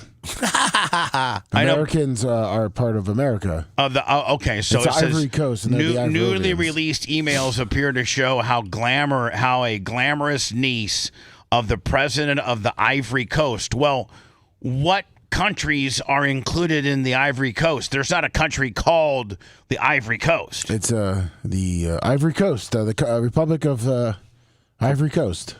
It's a West African country. Yeah. Okay. We'll get it. Let me do some more. See if you can find me some. The Ivory Coast, the name of the country is Ivory Coast. There's a country called the Ivory Coast. Yes. Really? Yes. Fantastic. I guess the guy that's in charge of it, the president, his niece is super hot. She's a black girl, and she was running hose for Epstein. Look at her right there. Oh, wow. She was running hose to Epstein and sending girls that were under 25 to Paris. And there's look at there's Epstein with his shirt off with a girl this girl, and then here's the president of the Ivory Coast, and his niece was working for Epstein. So I'm gonna do that next, Lummy, and then China.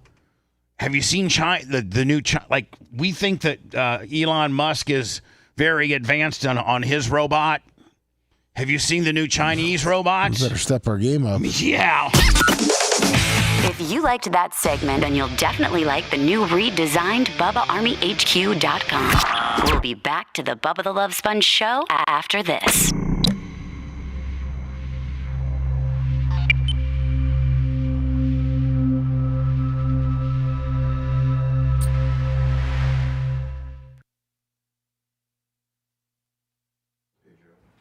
There's a lot of messages held for review this morning. A lot of them on there. There's Pedro. Hold back, Pedro.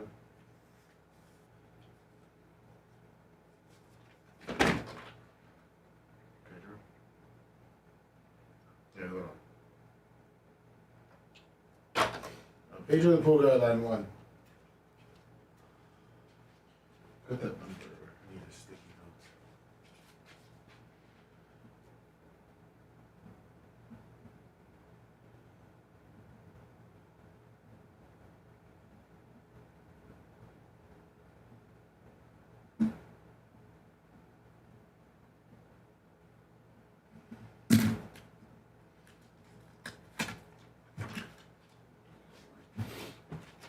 No, there's that. Oh, okay. Project got it.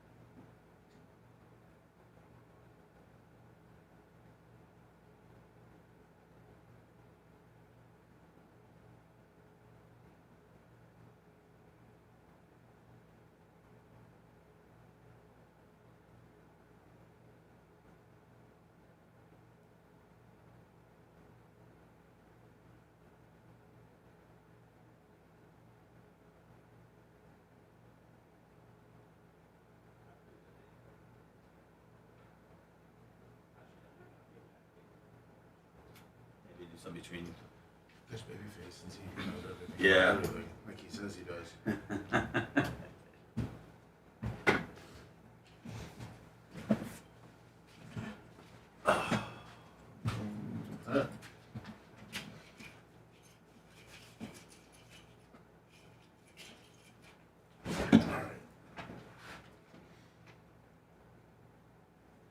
Take me home tonight.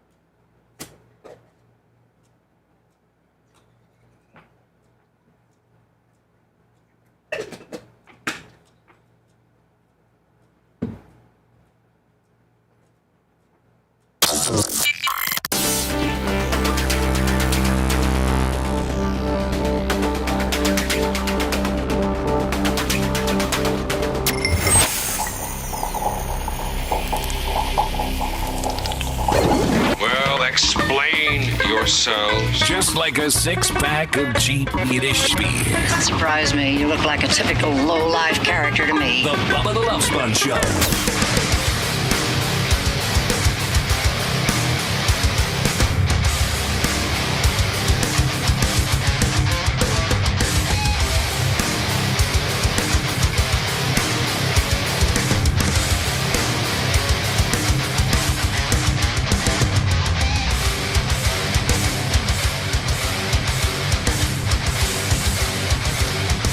Gene, I talked to Bobby from Live Fast Enterprises and Towing.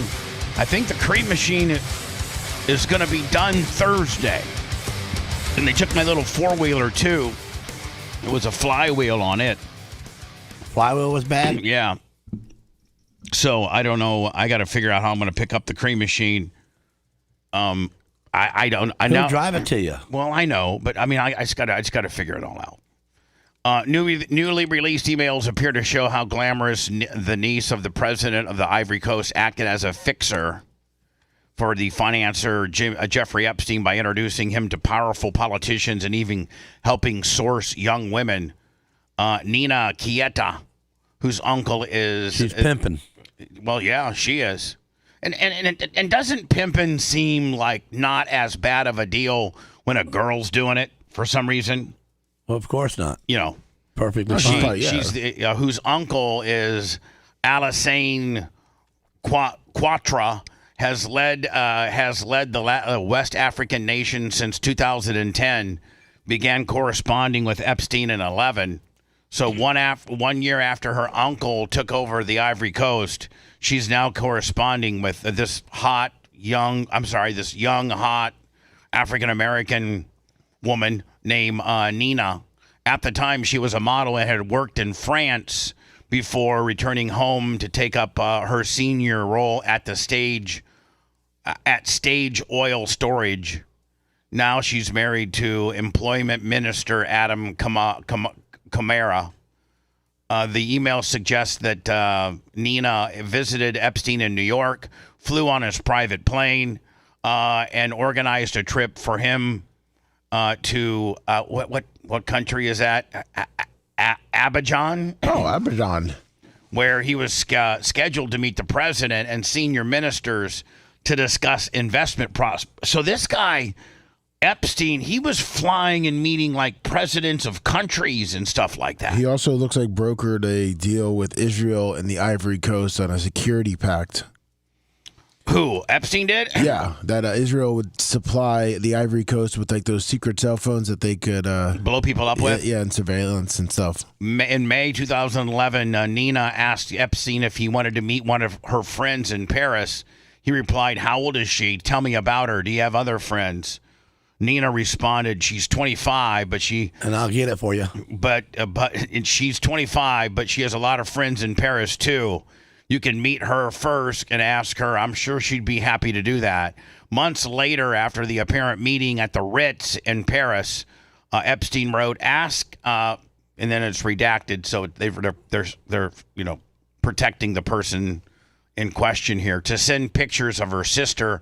I prefer under 25." Now, here is the picture of Nina, very beautiful woman, and then here is a picture. Just because of her teeth.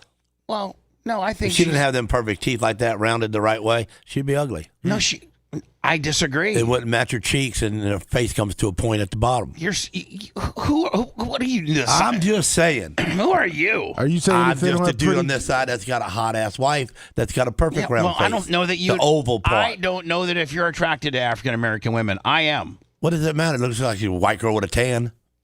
Okay. So you're saying any girl that has a jacked up grill is? I don't think she. No. Not all of them. This woman, I don't. You know what? I don't know that too many. Look at her mouth. It's perfected just the right spot of her face. I don't know that there's too many men that would agree with you. I mean, if you that make a she's potato not, head, you want to put them in the right spot. That she's not attractive. This woman is very attractive. This woman's very attractive. I need some Venmo, PayPal, Cash App. Agreeing with you? No, I mean, you don't need anything. I don't hear nothing. Epstein is pictured. You check your chat. Epstein is pictured with a young woman who appears to be in her underwear in a photograph released as part of the Epstein files. Here is that girl, Nina's uncle, who is the president of the Ivory Coast.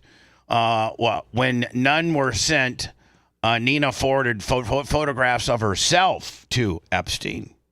The same year, Epstein floated selling his Boeing 727, believed to be called the so-called Lolita Express, telling Nina, "I had to tell your uncle, I am told your uncle is trying to charter my 727, the same one that you flew onto Europe. I suggest he buys it instead." No sale is believed to have occurred.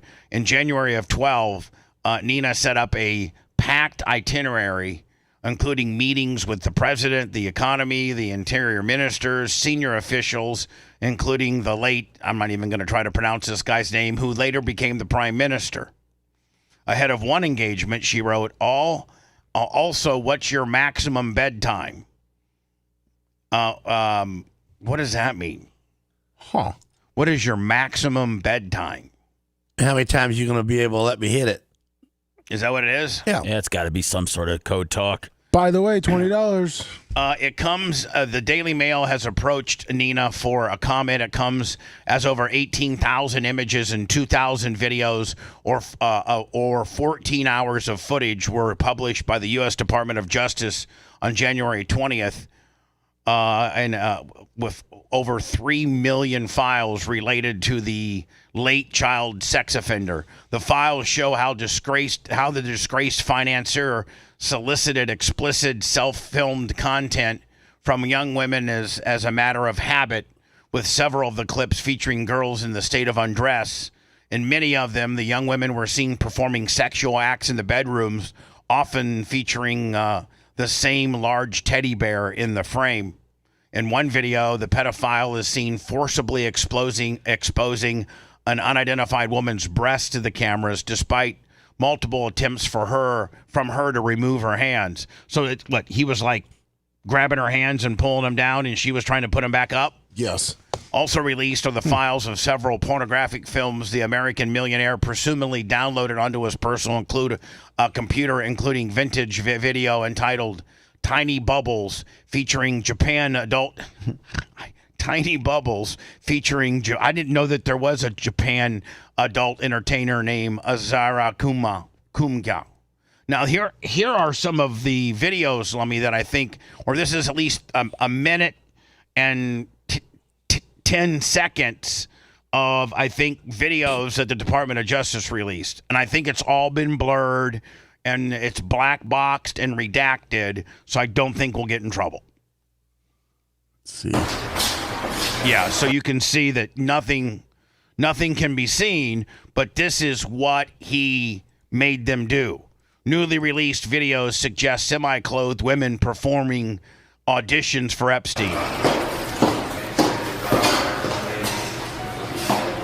These look like to be in bikinis, in my opinion, and at this point they're probably just boxing it out to save their identity as far as their face.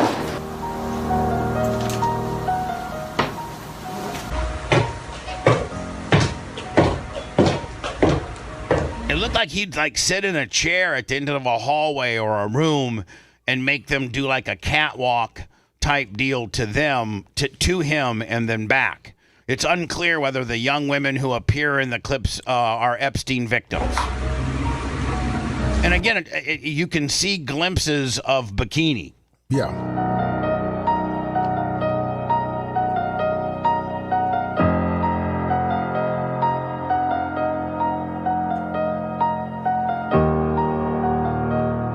Now, here's the deal. If these girls are over 18, is this, and I'm just asking, is this a crime? Well, if he was trafficking them. Oh, okay. So sex, if they are over 18, that's okay. But if he's brokering them to be with his friends or powerful leaders or stuff like that, that's the problem. Yes. Okay. For this particular piece of the pie.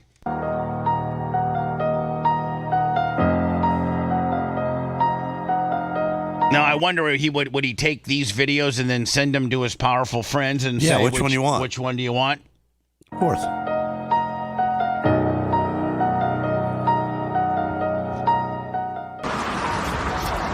Footage supports claims that he, let me see, I didn't quite get all of it. Footage supports claims that he posed as a Victoria's Secret scout, a talent scout.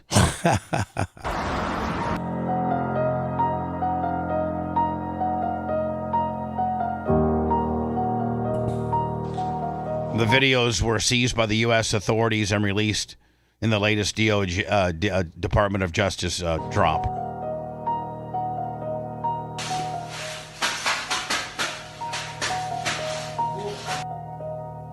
Well, some of these girls are really bony. I like what I see. A lot of personality. I could tell from the black box. You can tell from the black. Beautiful ladies, loving it. You can tell from the black box. Yes. China has unveils humanoid kung fu robots to showcase its technological might to the West. About 24 robots were seen performing martial arts and various breakdancing gimmicks. The performance was broadcast on state television during China's Lunar New Year's Eve show. According to the 2024 U.S. government report, China was deploying significant government support for the humanoid robot industry in the form of subsidies, tax breaks, and developmental zones.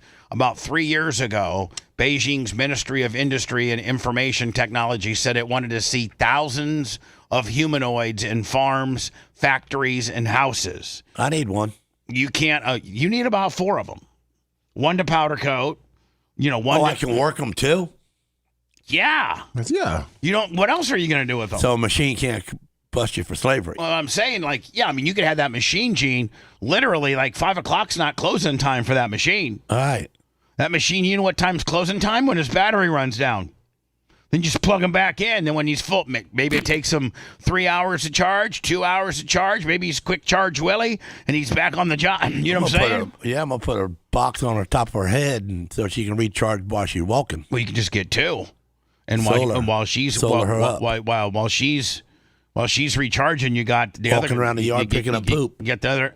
Oh, was that picking them up dog poop? That's probably, and because you have cane corsos and they don't poop little they poop piles, don't they? Yeah, 4 of them times 2 a day. You can't imagine how fast Chinese humanoid robots are evolving. The Chinese embassy has said. Now we have seen Elon Musk's, I guess we've kind of over the last year or so, seeing the evolution of Elon Musk's attempt to build a robot, and it's still kind of clunky and not very I don't know if it could be used as a worker. This is supposedly Japan's. Is it just come from Japan or China? No, this is China. This is China. This is all China. This is China's robot department.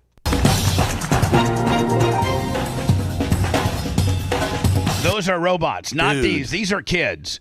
But these other things are robots. Watch.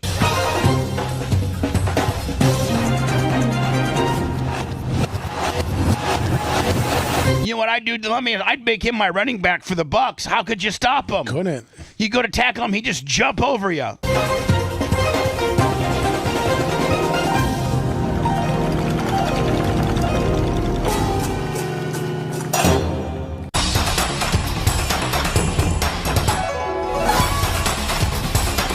And how could you fight something like that? You'd get your ass kicked because he never gets tired. 2 or 3 swings, and Gene, you and I are exhausted. Can't put him in a headlock, and you got no neck. You can't do nothing to him. You can't stab him because guess what? Doesn't hurt him. Can't shoot him unless you shoot his battery source.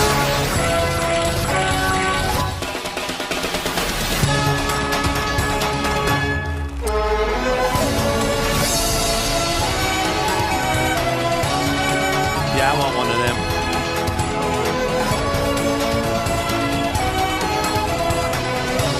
Gene, I want one just to go out and get the mail so my neighbors see how cool of a robot I got. I'd put him right there in the corner of my property by my American flag and have him dancing all the time when people could drive by and see him. And put like some nunchucks on him, or like a sword or something. Yeah. And he's just playing with a sword all day. Honey, you want to go out to dinner tonight? Yeah, let's stop by Lasker's and watch the nunchuck deal. No, hold on. It looks like it kind of looks like they might have nunchucks. See? Oh yeah, they said they do some holiday stuff. Oh yeah, they got nunchucks. No way. Oh yeah. And they're not making a mistake. Look. We can't even do that.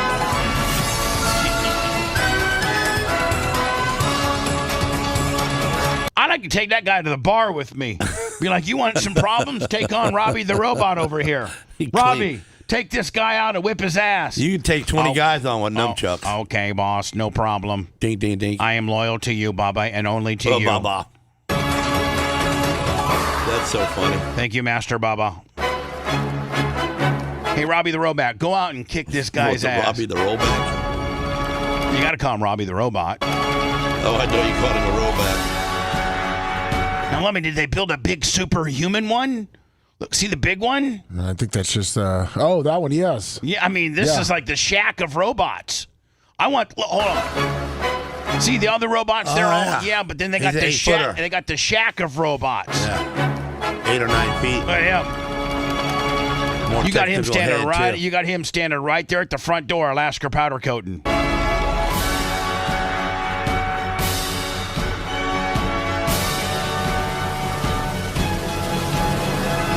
got the sword. Oh yeah, Robbie the robot's gonna whip your ass.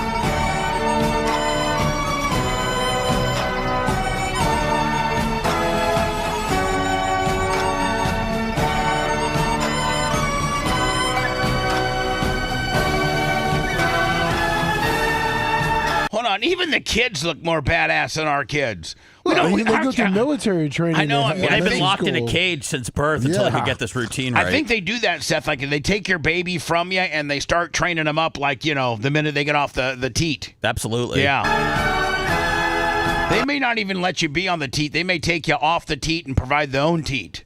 They got, instead of your mom's formula, they got some super formulated formula that's even better than your mom's formula that makes you like, super badass.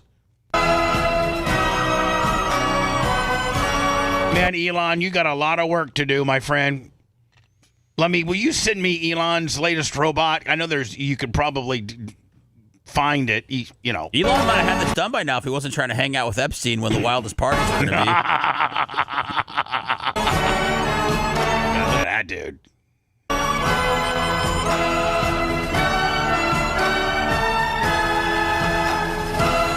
Lummy, you know how weird the world's getting where, guys want to be girls and playing boys sports. Well, robots want to be, recognized as a classification of people too.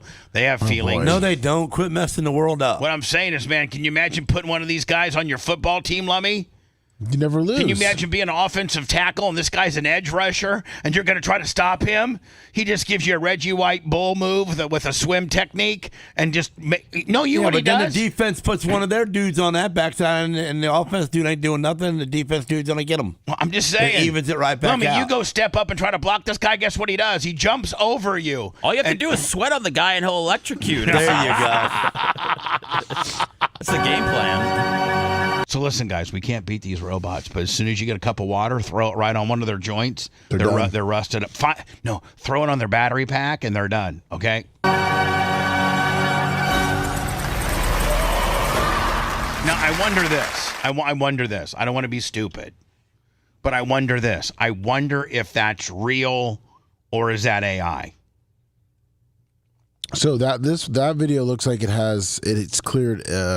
It's cleared, like, as far as the checks that sometimes they'll say what you're watching is AI generated. Yeah, like there's a military one that just came out that's AI generated. All right, but this one supposedly is not. Correct. When I return, let me end with Pedro the pool guy, because Pedro is suffering through brain cancer right now. Pedro the pool guy, an unbelievable member of the Bubba Army, been with us for a long, long time, going through a tough time right now. Who is? Pedro the pool guy. And he's been listening to us, I think, from the serious years. So I want to check in on him. He's going through brain cancer where he's had a part of his brain removed. And he's still going? He's hanging in there, my friend. And he's a really good dude. And I just, let's check in on him and see how he's doing. He calls in every once in a while with updates. We'll go to breaks and then we'll get into the Hillary stuff. Supposedly she broke her silence. I have 2 clips of her talking about the Epstein stuff. She's looking better nowadays, ain't she? Look at her. She looks tired. Yeah, but she looks a lot better than she has. Yeah. She's not hagged out. Would you hit it if you were single? With all that money, yeah, I'd hit it twice. Pedro, how are you, my friend? Hey, what's going on, everyone? Just thought I'd check in with you. Kind of give an update as to how you're progressing. Yeah, I mean, I was a little scared, and I was, kind of having a countdown. But from my last scan, I'm looking pretty good. No new growth. So instead of living scared, I'm just going to live life 100%. And do some of my bucket list stuff, which one of them would be next time I go up to Moffett, I'd love to stop by Lasker's place and say, hey. So I'm sure Lasker would have no problem with that. With the whole recreational deal, friends of ours moved out of Colorado because once they made it legal recreationally, all the crackheads and turd boxes moved to Colorado to take part, and they've ruined like Denver and some of the other cities. So I don't know if recreational is all that good. So that's just my opinion, though. So am I on his bucket list now? Is that what he just said? Yeah, he's on his bucket list. That's a lot of pressure. On his bucket list before he dies, he wants to come see Lasker powder coating. Yeah, I don't blame you. It's quite the facility. No pressure, Gene. No pressure, brother. I don't think legalizing prostitution brings a bad element to the city. You're going to bring women that are regulated by the state, probably attractive ones or even clean ones. Clean, chicks that are clean and are continuing to be checked to stay clean, offering, sexual services to men that want to pay for it. I don't know if that brings a city down, and I know that they would have a very, very, very high threshold of where they put these businesses. They're not going to put them, next to a Starbucks, or a Chick-fil-A or a Chick-fil-A. They're going to put them out in an industrial area like they do in Nevada. I don't think that the, legalizing prostitution aspect of what Colorado might be doing would have the same effect as bringing the crackheads in. When they legalize other things. And you're never going to run into trying to buy one and then find out she got one bigger than you. And it's really not a girl. You know what I'm saying? That happens. Yeah. And they already got your money. Wow. So you either got to, do it or lose your money. All right, Pedro. But listen, next time you're at Moffett, organize with Lummy or something, or just right down the block. Yeah, just swing on right. Yeah, just swing on right down to Lasker's. It's actually listed as Buffalo Avenue powder coating, if you were to Google it, and Lasker's there most of the time. Yeah, best bet is like right before lunch or any time before lunch, because I try to escape out of there at 12:30, 1 o'clock. You got it. I'll talk to you guys. See you. All right, man. All right, Pedro. Thank you, buddy. See you later. If you want a deep dive into the Bubba the Love Sponge show from the past, go to BubbaArmyHQ.com. We'll be back after these words.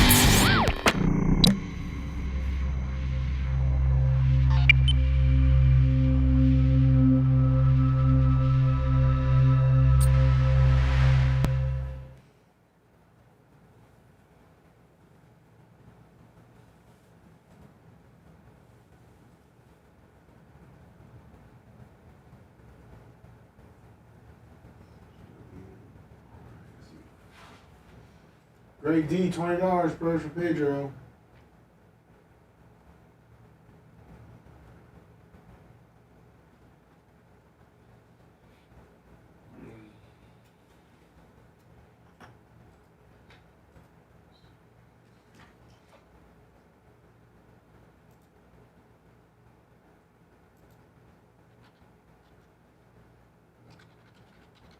Azuki, 3 months, Mr. J, 42 months. 42 months as a paying it every month. Yeah, for Amazon. Good deal. I mean, for Amazon. I'm sorry, for Twitch. Oh.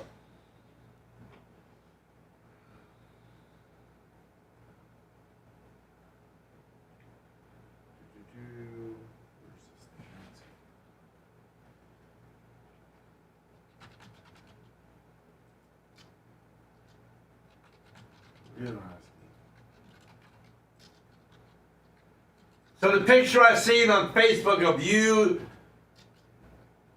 your girl, and some other dude that kind of looked like you. Who was that guy? I don't know. I don't even know what the fuck you're talking about. You were sitting on a bench right there in front of where you get the hot dogs, and you had a peace sign. You were shooting a peace sign. You got the racetrack. I think it was some track promoter. Was the guy all jacked up, thick and rugged? Is that why he looked like Bubba? He had kind of a little bit of a beard, like and then short hair and.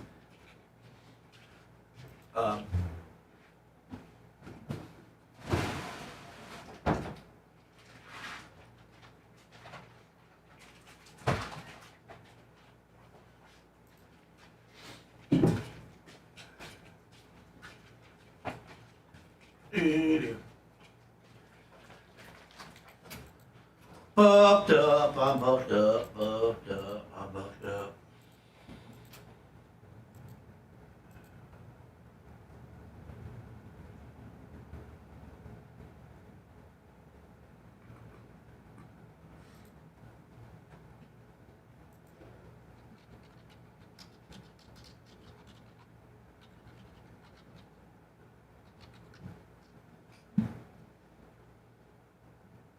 Steph, were you ever able to find the lights on the dash?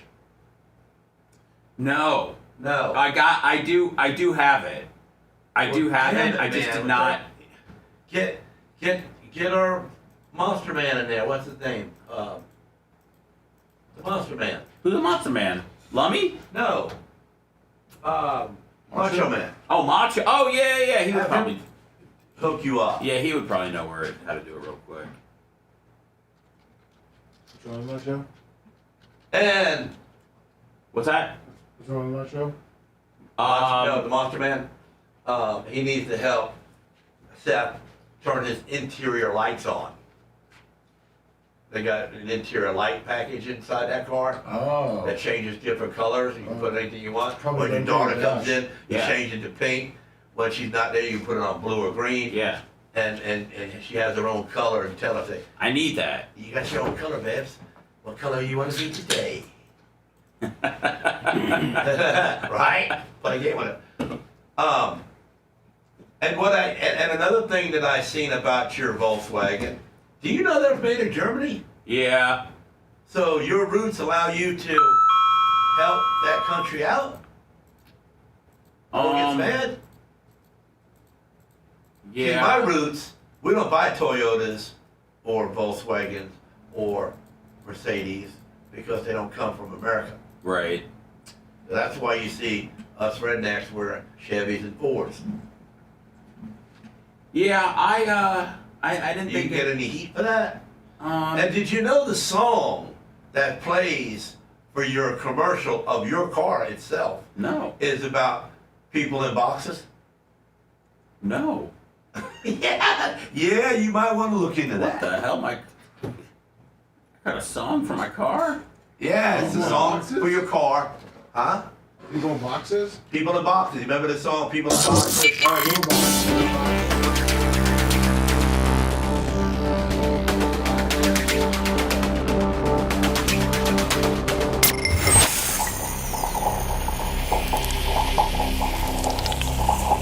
Whether you're a contractor or do-it-yourselfer, Sunbelt Rentals is committed to making it easy to get the tools and equipment you need.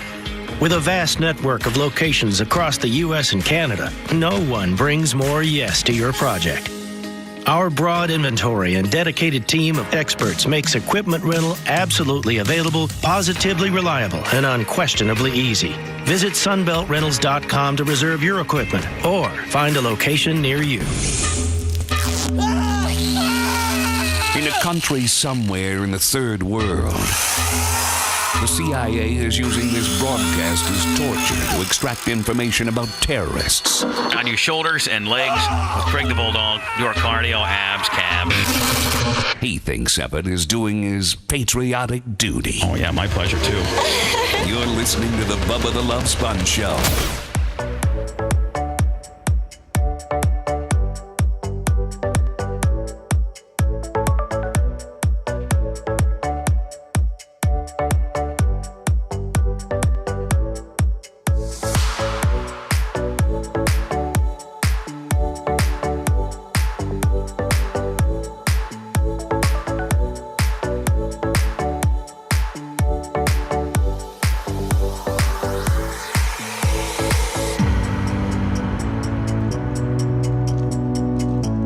PayPal, Venmo, Cash App at the Bubba Army. Gloria Zach today. Lasker Wednesday. Lasker will be here again on Friday.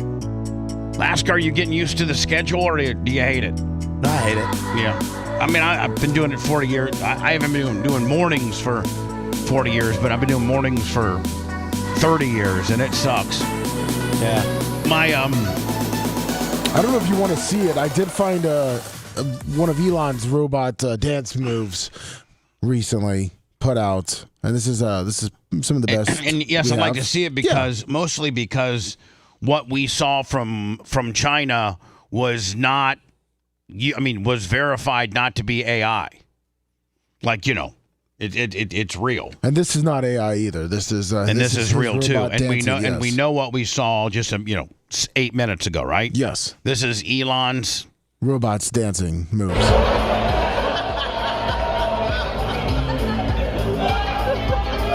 One of those Chinese robots will come in here with one kick. He's ugly.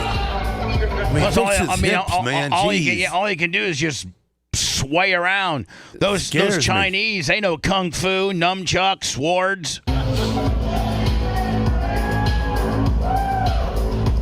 those bots are just dancing. They're no wires. Those are actual robots. Yeah, okay, that's great, Elon. Okay. But go They're give not me doing backflips. Give me one of those. Yeah, they're not doing backflips and triple Lundys and we got a long way. We got a long way. Hello, you're on the air.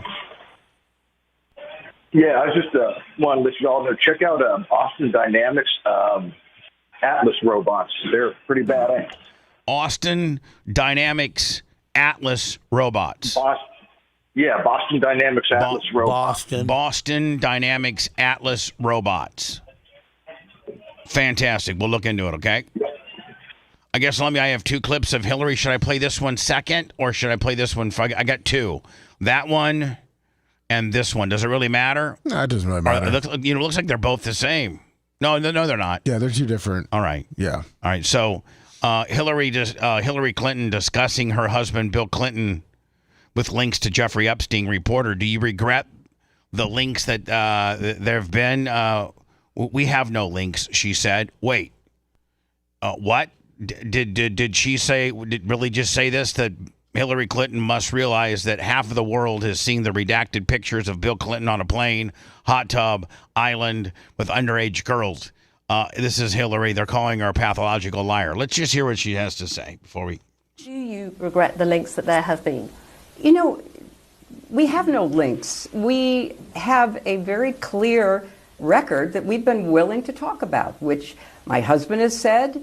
He took some rides on the airplane for his charitable work.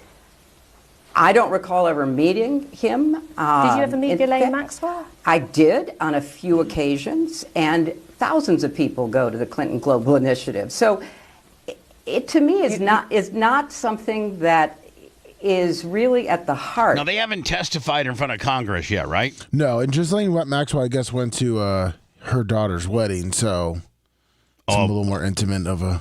Chelsea Clinton? Yes. She was always real homely, wasn't she? I think she still is. Her and the Carter girls, Jimmy Carter girls, were all ugly, too. Of what this matter is about. They are accused, and in both cases, were convicted of horrific crimes against girls and women. That should be the focus. And do you regret? All right, so that's one excerpt. I'm with her. Here's the other one. What was your reaction when you saw some of the material that has been released? I'm thinking, for example, of images of your husband apparently in a hot tub in a swimming pool on Epstein's plane. What was your reaction to that? And do you know the context surrounding some of those images? Absolutely. And it wasn't a hot tub on a plane. It was one of the stops they made to look at philanthropic and charitable work that my husband has done, saving literally millions of lives. Now, hold on. It was a stop that they made, like,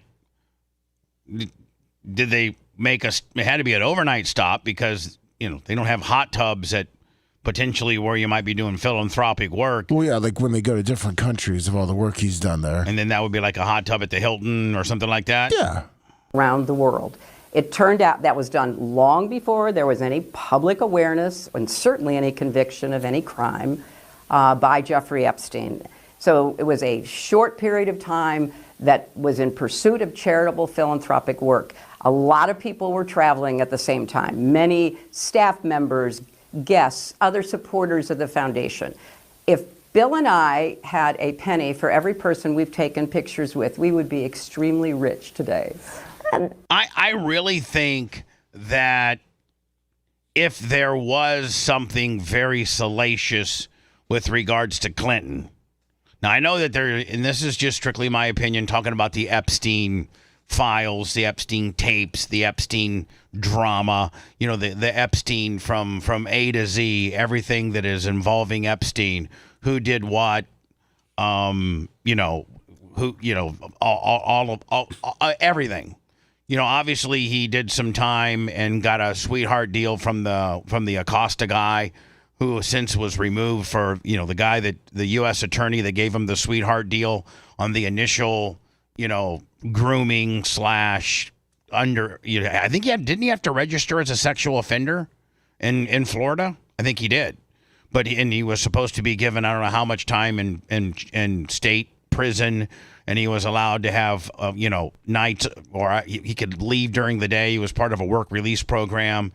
And so that was the initial beginning to all of this. And then the guy named Acosta, the U.S. attorney that gave him the sweetheart deal, he got fired for the sweetheart deal that he gave Epstein. Then I think everybody started jumping off the Epstein train and that's, when all of this all started going down. But I don't really think that, and this may not be the popular opinion, but I think you can be in a hot tub with a girl and not necessarily that means that girl's underage. That means you did anything inappropriate. And listen, if I was in a hot tub with a girl, I probably would do something inappropriate. But That's between him and his wife. And if she didn't have a problem with it, then it's not a problem. Yeah. And if, I mean, and again, now we're getting into like... What do you mean if he's banging underage chicks that have been No. trafficked? I'm not underage, like of age. Of age. Of age. I mean, we don't know how much of this is underage, how much of this is trafficked, how much of this... I mean, in my opinion, there's probably a large portion of women that knew what they were getting into, that were above 18 and were hoeing. You know what I'm saying? I mean, there's probably a large portion. And so you got three different levels of It's tough because the majority of women that have come forward have talked about being raped and trafficked. No one's really said like, I had a sweet gig working for Epstein. Well, I think those people Sweet didn't come. gigs I don't don't get think you money. Yeah, but here's the thing, Seth. I think that those. Yes, I agree with you. There's been almost everybody that's come forward was either underage, groomed, trafficked, or in some way, shape, or form violated. But I think that there are, let's say there's 100 chicks that have come forward saying those things. There's probably 200 chicks that were of age that didn't have a problem with it, that got paid and just want to disappear into society and not even be known that they participated in said activity. You don't think that these powerful guys could have hooked up with legal girls without having to get mixed up with Epstein and his island? Well, I think Epstein made it easy for him. I mean, I think, yes, my answer to you is yes, absolutely they could. He had something to offer, which was underage girls. That's why they went to him. If he had of age women, that they wouldn't need Epstein at all. Right. Right. I mean, Well, yes, they would. I mean, it's not that easy for them guys just because they got all that. They still got to go out and hunt. Now, if Colorado was open and they could just go there, Epstein Island would be vacant. Yeah, I mean, like being powerful and having the ability to get a girl to mess around with you and what have you is very doable if you have the money, but it's still a pain in the ass to have to deal with these girls, whereas you've got a guy that has them already, queued up, if you will, already knows the game plan, already knows the deal. $10,000 plane ride is easy. Maybe even has already prepaid for them to have do something with you. Right. And listen, he's a scumbag. I wish he would not have killed himself so that we could get some better data. Don't know how much better data we would have gotten had he stayed alive, because he probably would have invoked the fifth. For in fear of the powerful people that he did take care of. But I do think that, and I think he's a scumbag, and I think he participated in sex trafficking.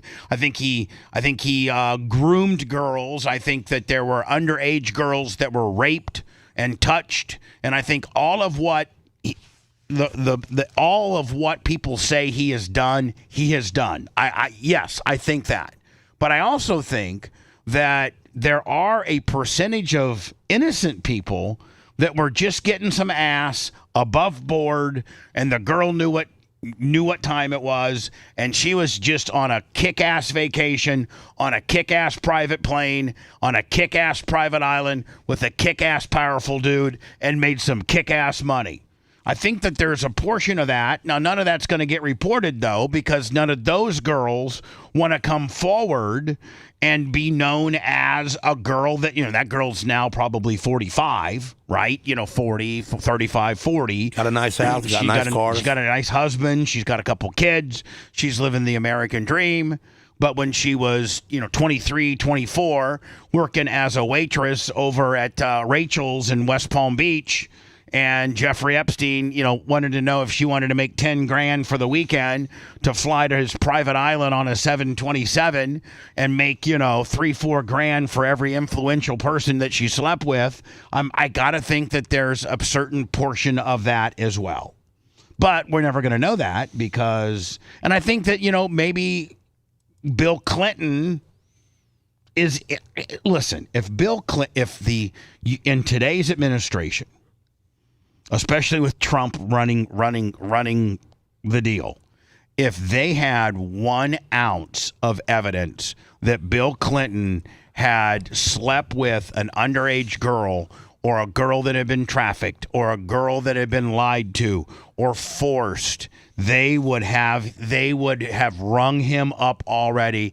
That's why I think anybody, whether it's a hot tub picture of him with a girl, whether it's however many times Bill Clinton, like I believe Hillary in the fact that Bill's guilty of being with some chicks in some hot tubs, but I don't think that Bill Clinton did anything other than cheat on his wife. Just like the Monica Lewinsky deal. Like, that wasn't anything. I mean, the only problem you had was that you got oral from an intern who was an adult and you left your DNA on her dress. Now, you did cheat on your wife, and that's a problem, but that's a problem between you and her. But, they tried to impeach him. They didn't have the power to impeach him. He really didn't do anything wrong, per se. I mean, I've read books where John F. Kennedy said he had to have, like, a piece of ass every day or he got an extreme migraine. And, Lummy, didn't they have frickin' frack or yin yin yang? And, I mean, they had two interns that would go down to the pool and take care of Bill Clinton, every day. So, I mean, again, if they had anything on Bill Clinton, they would have rolled that out by now. I think they're just trying to prove that how much Hillary is just a liar. Well, or how not necessarily how much of a liar she is, but just how complacent. Like, she knew about Monica Lewinsky and didn't do anything about it. And she obviously knows there was, a ton of improprietary things that happened at Epstein Island, but she's okay with it. So I think it shows, one, that Bill can pretty much do whatever he wants. And she just, loves being, Hillary. Some women wouldn't put up with that. She did. And I don't think that, I think Bill Clinton had sex with chicks on the island. I don't think Bill Clinton had sex with underage chicks that potentially might have been groomed on the island. I think Bill, is going to get a pass because he didn't really do anything but cheat on his wife with an of-age chick. Because the Epstein guy die? Well, you don't know that? No. You don't know how Epstein died? No. Not one iota of a thought as to how he died. No. I mean, so you tell me this. I'm going to explain it to you, and you tell me how shady this is. So they arrest him. And they put him in the Manhattan. What's Seth? That the Manhattan, like, detention center, or it's like a big jail in downtown Manhattan, right? And it's where like the middle district of Manhattan, where, like, if you do something, the Metropolitan Correctional Center. Yeah, and it's literally, Gene, amongst the skyscrapers in Manhattan, and they put him in there. And I think who was some of the people that were in there with them? The guy that created the Bitcoin scam on Tom Brady. Yeah, the guy in the Bahamas. Yeah, the guy that created the Bitcoin scam with Tom Brady was in there, and there were some other celebrities in there, Gene, in this particular prison, and Jeffrey Epstein was on 24-hour suicide watch. Okay. So that means you literally have guards monitoring your cell 24 hours a day, and your cell is cameraed up. Okay, right. So at that point, they got you locked down, and you can't do anything stupid because they're watching you. Mysteriously, okay, the cameras got turned off. The guards were in the one guard was sleeping, and the other one was taking a break, and Epstein supposedly hung himself. Oh, Hillary was in town. Well, I don't know if Hillary was in town, but, I mean... Yeah, she had him killed so nothing could happen to her boy, and she could have all the power still. Well, a lot of people feel that way. Yeah, me too. A lot of people feel that, how is the perfect storm, how does this happen, where okay, hold on. The cameras that are 24/7 on Epstein All of a mysteriously sudden, shut blink off. One guard is sleeping and hung himself how? With his bed sheets or jumpsuit on. Send me a picture of the crime scene. It's not messy or bloody or anything like that. I think I can show Gene. You don't bleed out when you hang. No, you just hang. And so there's a lot of people that say. In fact, I think there was an expert medical examiner that said that he did not die from hanging himself. He died from strangulation. Somebody strangled him. And other people claim that indeed he did die from. Hold on, he did die. Is that as big as it gets, Lummy? I've seen bigger ones, but I can't get this one to go any bigger. So anyway, Gene, this is there are these jumpsuits. I don't know how many did he have a partner in? He had a prison buddy. And where was that guy at? When? Oh, okay. I'm just saying a link. I know. Macho Man made it bigger so I can show. Oh, okay. Oh, I just took it. Damn it! I'm so untechnologically advanced. So, Gene, there's a lot of effery involved with how he died. Here is this it right here. They're all the pictures of it. All right. So supposedly, I guess he hung from that. No, he didn't. How? I guess he hung from right there. He'd have to jump off the bed in a sitting position. Well, that supposedly is the noose that he made. Okay. Of his jumpsuit, and then we're all just stupid. And so, but Gene, so this is in conjunction with the guards, one being asleep, one being away, and the camera system having a glitch where it wasn't recording. And, he had dirt on every major player in the world. He had dirt. That's the whole big thing, the Epstein list of all the people who are on it. And, had he been able to testify, he could have gone down person by person and said, yeah. So another country could have got him. Oh, a lot of people could have got him. Prince Andrew could have got him. Prince Andrew, the guy from the UK who has lost everything because of his association with Jeffrey Epstein. Listen, there you go. Leon Black, the former founder and CEO of Apollo Global Management, who owns Cox, he had to resign. Because of his association with Epstein, to the point of investing $68 million of the Apollo Global Fund in some Jeffrey Epstein art or investments. He had to step aside. That was he founded Apollo, and he had to step aside because of his association with Jeffrey Epstein. There's a lot of people that lost everything or lost a lot just because they were associated with Jeffrey Epstein. Hello, who's this? Hello? You're on the air. Go ahead. That's you. God, I hate Speak. stupid.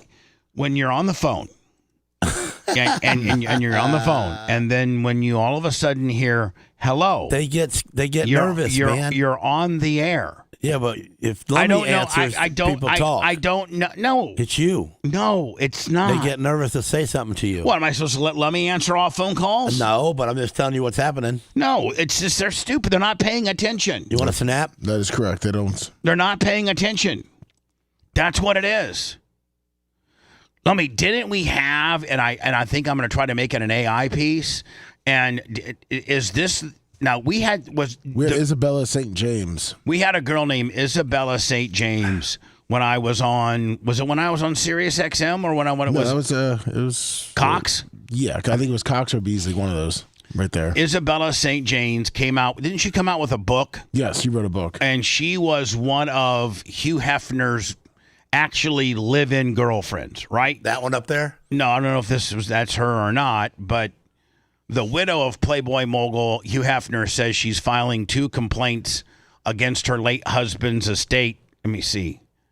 Complaints. Foundation allegedly that they possess thousands of scrapbooks containing lewd photos of women and possibly underage girls. The allegations came in light of during a news conference on Tuesday in the Los Angeles office of high-profile attorney Gloria Aldred, who is representing Crystal Hefner.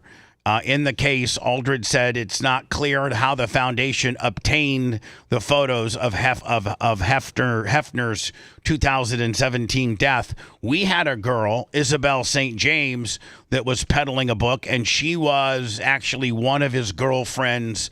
Like, he usually had like 3 girls that lived there full time. Yeah, from 2002 to 2004, he was a girlfriend and live-in girlfriend. And she had a special night. Like, wasn't her nights like Wednesdays or Fridays or something? Yeah, sure, yeah. And she had a particular night, Gene, and she got really specific into what he liked to do.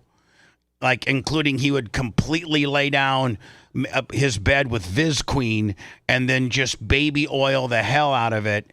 And I mean, we have her interview. Let me get me that interview so I can get it to that guy. That might be one that we. You want me to send the full one to you? Well, I mean, we probably need to edit it. Okay. I don't know if I can. I probably need to edit the full one with you. But just pull it up and get it, okay? No problem. All right. You're listening to the Bubba the Love Sponge Show. If you want 24/7 on-demand Bubba and the crew, go to BubbaArmyHQ.com. The Bubba the Love Sponge Show will be back after this.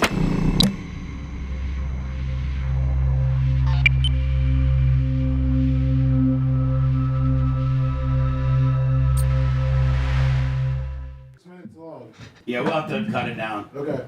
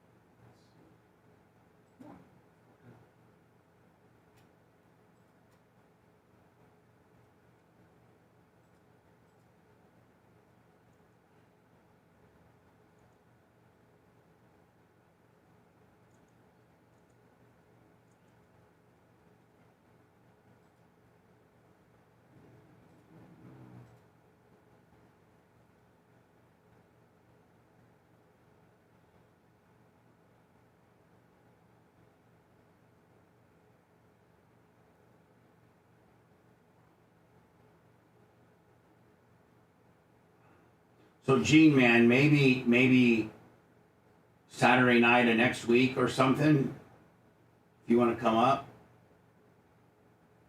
You talking to me? Yeah. For the Lucas? Yeah. If you want, maybe. Well, I'll keep in touch with you. I got to get my 4-wheeler from Bobby.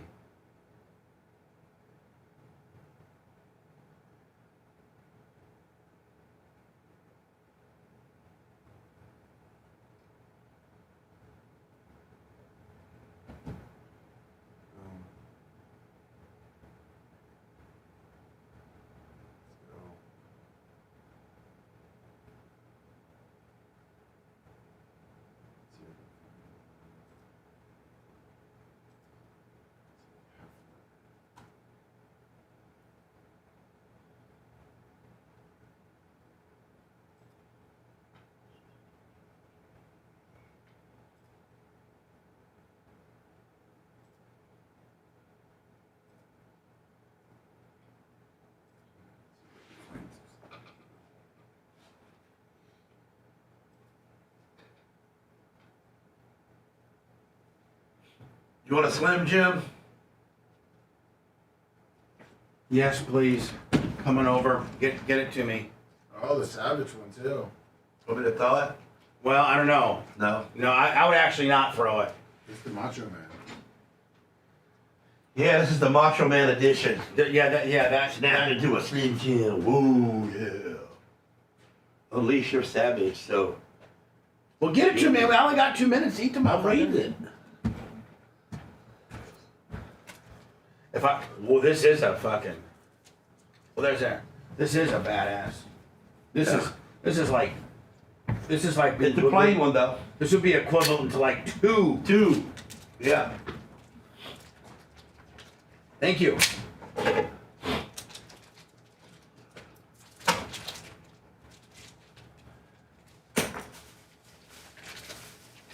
Thank you, Gene.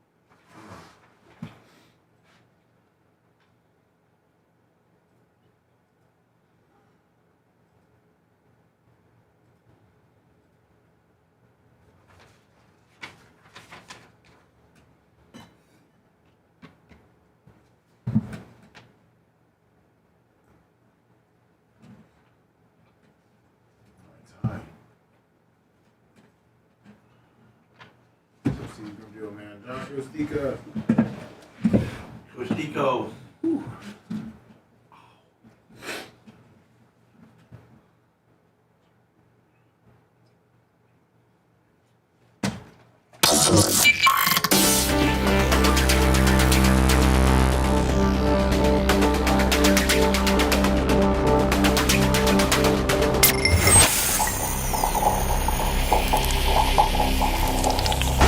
Warning. The following program contains objectionable content, which may cause oral discomfort. This is the Bubba the Love Sponge Show.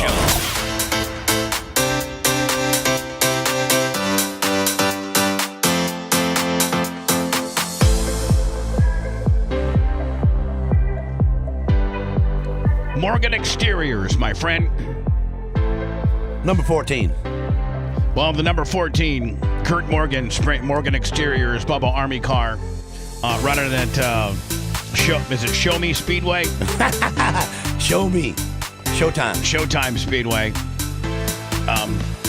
But soon to be closed. More importantly, man, if you need anything to do with your house, exteriorly, interiorly, windows, doors, kitchens, bathrooms. It don't matter. Additions. He'll build your whole house if you got the money. Morgan Exteriors Incorporated. Go to Morgan Exteriors INC. Morgan Exteriors INC. They got a website that you can literally get estimates and have somebody come out and look at your stuff. It's just, they're a great sponsor.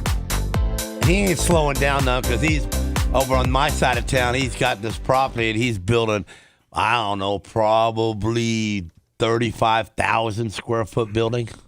For his business? For storage. Oh, for materials and stuff like that? I told him to give me a key so I can park some stuff in there, too. Hey, about it, Kurt. Let me, why don't you give me like, I don't know, couple days. 5,000 feet of that. There you go. And I can put my hot rod in there. I can put some stuff in there, man.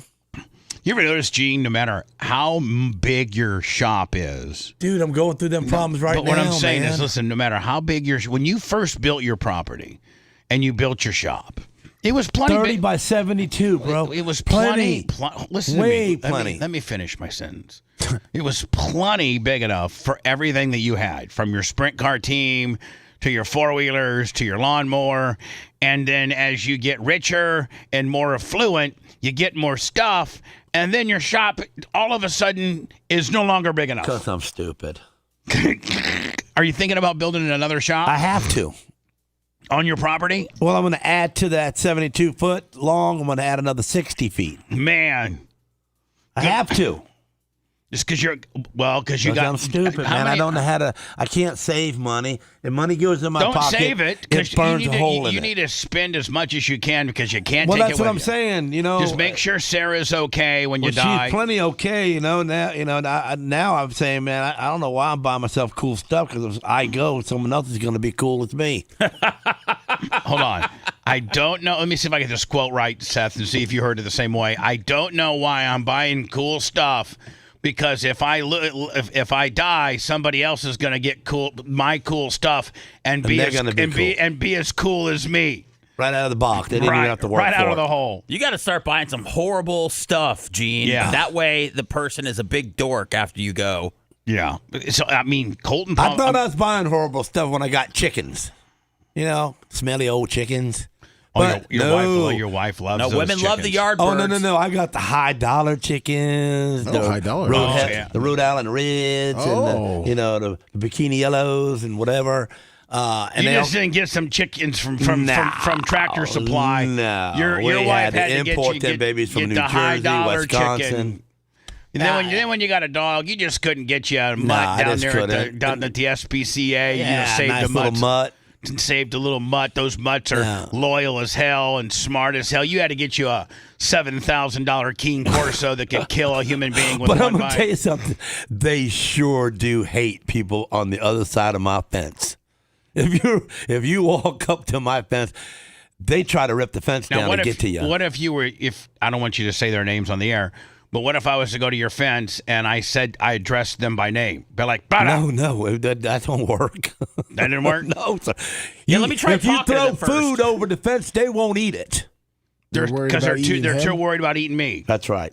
We'll eat that cheeseburger after we chomp this guy's kneecap off. Maybe. Because we've tried it and tested them and see what they were doing. They're kind of leery of it. I'm Gene Lasker, and I've tried to throw food over to distract. Whoppers, right? I mean, the McDonald's, throw right over the fence at them, and friends that I don't know, that they don't know them, and they just won't go for that food. Lummy, here's Gloria Aldred, and this is actually here's why this is probably a problem for Hugh Hefner's foundation, is because this woman was actually married to Hugh. This is Crystal Hefner.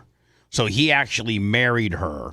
This isn't like the girl that we had on, the Lynn St. James or whatever the hell, that was just his girlfriend for a few years and said that he did anal or stuff like that. Nuh-uh. This woman was actually his wife. And she lawyered up with the Black Widow. This bitch don't play. Gloria Aldred, when she's on the scene, it's over. You might as well just try to figure out how big a check it's going to be. So if he married her, she's virtually every inch of her body's perfect. Well, yeah, you're right. Probably. I can't, God damn it, I can't. Of minor girls. Minors cannot. Crystal is especially concerned that these scrapbooks could contain images of minor girls. Minors cannot legally or morally give their consent to be photographed naked or in sexual positions, and the law is unequivocal that the possession, digitization, and/or distribution of naked and/or sexual images of minors is illegal. Moreover, Crystal is also concerned that some of the images in the scrapbooks may have been taken without the informed consent of the adult women depicted, such as while they were intoxicated. So you get them drunk.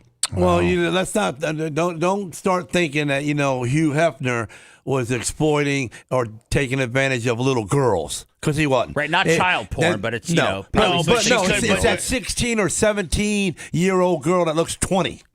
That probably and she had illegal. Hold on, and she probably lied about her age. Of course she did. To and get in California, you can get any kind of age you want on your license. In California, hold on. In California, you can get any kind of age on your license. Right at the DMV, just tell them. Put me at 22. There you go. Here's $50. No problem. So I agree with Gene. I think that Hugh Hefner was a creep. I think Hugh Hefner did some. When you listen to the interview, we have to get that thing edited and ready to go. Yeah. And those poor women, I got to get it AI'd. Those poor women were just wishing the internet was like 20 years earlier and they could have done OnlyFans and avoided the whole There you go. be his girlfriend. I mean, But they're into it. OnlyFans and all that, Instagram and all the, but different social media platforms put a complete halt, to us being able to have girls in here and say, "Hi, my name is Rhonda and I'm dancing tonight at the Dollhouse. Come out and see me." Back in the day, there was no other way for Rhonda to get her message out that she was dancing at the. She had to marry Hugh Hefner. That's right. Lummy Tease, $100. There you go. That's 4 Gene Lasker. Love me some Lasker. So these girls that probably messed around with Hugh Hefner, they all did it under the guise. He had the social media platform known as the Playboy magazine. So that would be how you could become famous and rich and popular, by screwing around with him, staying in his mansion, being one of his girlfriends. Then he would give you a spread or a month. You'd be a monthly girl or something like that in his at that time, Playboy magazine was, the end all be all. If you were a Playboy model, that's it. Did you ever go to the mansion? No, I never did. I never went. If you'd have stayed on satellite radio for a few more years, and you would have had your money would have went to the next level, you'd have been on Epstein Island. I know you would have. I don't know. He would have skipped. No, he'd have flew down there. He'd have been friends with the dude. Probably, Bubba. He'd have been running. He would have been running. Yeah, Jackie the Joke Man, went out to dinner with them. So you would have too. And you like cool chicks, so it's like I met my own cool chicks. I had Bubba Clem Island. Okay, see, we would have been all messed up. I'm just saying. I mean, there was not uncommon. One of us would have been hung. It was not uncommon for me, and I can't mention some of the affluent men that Shut up. I'm not mentioning any names, but there were at least 6 to 8 of my friends and 12 strippers that would be at my hot tub or house on a Saturday night. Let me remember when I owned the Coliseum with Fabrizi off of Almerton. Yes. Great place. I owned half of it with Fabrizi, and at the end of the night, I would round up 10 chicks. Round up. You don't think one of them is at pregnant? One time would have been illegal? No. They're in the nightclub. They had to show ID to get in. Yeah, but they did, and they showed the wrong ID. They showed, where she bought it from someone else, and that's how people get tripped so up. I'm just saying. I mean, we had our own. We had our own. You had your own Epstein pool. We had our own little party going on. He's got you on Epstein Island. He got me on Clem Island. Is what he's got me on. I'm just saying. Money goes to money, man. I often said, man. And he's died now. His name is Robert. He worked the gate at my, when I lived in Bayway Isles. There's an actual, unlike a lot of these places that live in guarded gates and you just got a code to get in. In order to get into my you had a real face to talk to. You had a real man or a woman, and they would call your house and say, "Hey, I got such and such," and you'd say yes or no. And so Robert was the main dude when when I was coming back, when I'd be coming home, he'd stop me and he'd go like, "Man, how many different women do you have come to your house on a week?" He goes, "I bet you I've checked in 10 this week." Jeez. And I go, "I don't know your old boy." And I said, "Is there anybody else on the island?" He goes, "There's nobody. Everybody's married. And everybody, nobody has you by far have the most guests of opposite sex than anybody." How did you get on that island? Anyway, how did you get out there? Fabrizi sold me. Fabrizi's dad owned 2 lots. So that's how you got in. One on the water and one across the street. Right. Fabrizi bought the one on the water for $350 dirt, and I bought the one across the street for $150. And that house, my old house, just sold for $3 million. Well, I remember going there, and it was just pylons coming out of the ground. Well, that was another house I was building. There was 2 houses. Oh, okay. Remember I had I yeah. bought that lot from. You were going to be on the water then. Yeah, from Tina Bacon. I bought that girl. Yeah, I bought. Yeah, so. Damn, and a tripod got you. Poor Tina Bacon. A woman named Tina Bacon got me. It was her house. It was the house that she grew up in as a kid, and Fabrizi knocked it down with a bulldozer. Oh, that pissed her off. Fabrizi bought the lot first, and then he sold it to me. Wasn't she the president, too, of the... And she was the president of the Homeowners Association. You don't even know this, Gene, but I used you I actually used you in the Outlaws. So we're putting in these pilings because you go down like 30 feet if you're going to build on the water.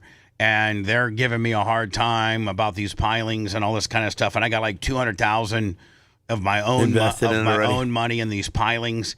And they start giving me this. And so I said, okay, well, at least we will all agree that I own this vacant lot, correct? Yes. And we would all agree that, that there's nothing on this lot other than pilings that we're putting in. Yes.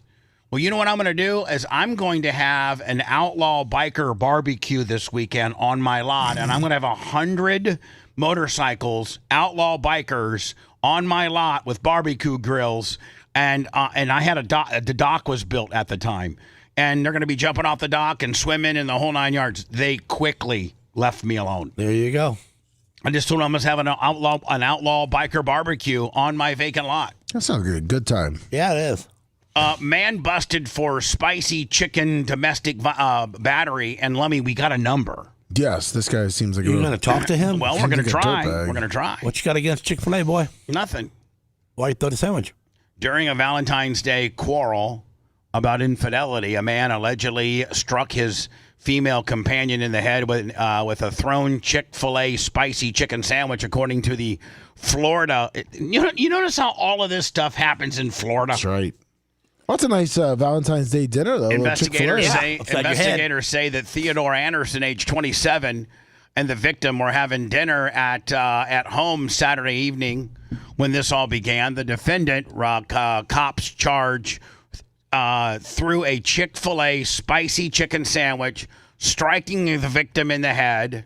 Anderson then tossed a styrofoam cup of blue Powerade, which left the woman soaked in a sports drink. When officers arrived at the St. Petersburg residence, they reported spotting a Chick-fil-A spotted the Chick-fil-A delicacy broken apart in the living room where the incident occurred. The sandwich was not collected as evidence. Seen above, Anderson reportedly admitted to the spicy chicken attack. The 28-year-old woman, cops said, allegedly she had been battered by Anderson several times during the 3 years that they had lived together. Charged with domestic battery misdemeanor. Anderson spent a day in jail before being released on a $5,000 bond. Do you feel like if you would throw something at a woman, that means you would hit her also? Do you think those are in the same category? I don't know. You mean, well, but here's the deal. But it's not. You might have the mindset, Seth, that yes, with the chicken sandwich could come the right fist, but the right fist never came. Well, he has previous charges against him, though. That he did. His rap sheet has a November of 2022 conviction of violating a domestic violence restraining order involving a former girlfriend, and was arrested in January of 2022 for battering that same woman, but that case was dropped. So, I mean, at the end of the day, Lummy, they're kind of like, they're kind of making this guy to be a little bit more of a monster than he really is, because that was dropped. Now, Gene, you've had cases dropped, right? And, and people can't use that particular charge that you got dropped against you. Because it wasn't true. Because it's not true. So I got domestic violence, and all I did was take out my front window of my house. What now? I took out the front window of the house. What do you mean? Well, I came in, and I'm arguing with Christine, and she reaches over and grabs one of my pictures of winning in the glass and slams it down. Takes one of your pictures of your sprint car and victory lane. Yeah, and smashes it down and breaks the glass in it. And I looked at her and I go, really? Let's tear. Let me show you how to really tear something up. If you want to really tear something up. So she's backing up. I pick up the chair in the dining room and I threw it through the the front window. The 6x6 window. Took it all out. You're like, listen, if we're gonna get a little destructive here, let me show you how to do some it. Stuff up. So hold on now.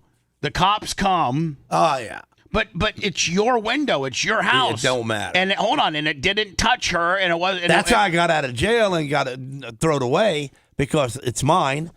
But the initial me doing it was putting fear in her. So because she had fear in her, So- I got a domestic violence charge. So all a woman has to say is she's scared? Oh, hell yeah. And they're taking you? Pretty much. Were there any visible marks on her? Nothing. Was the chair directed in the opposite direction of her? Yes. She was west and I threw it south. And they still took you? Hell yeah, they took me. How much did that new window cost you?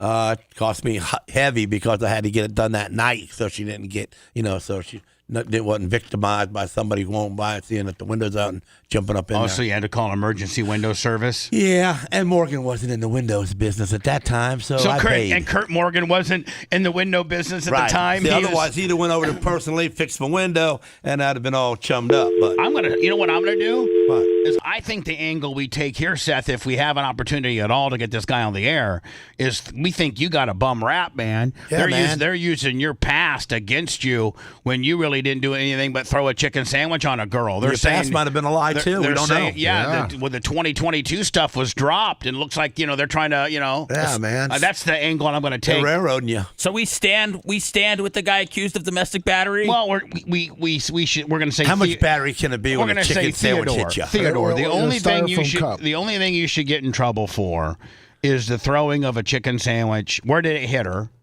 And in a styrofoam cup. Them circling back and saying you got a rap sheet from 2022 when that case was indeed dropped.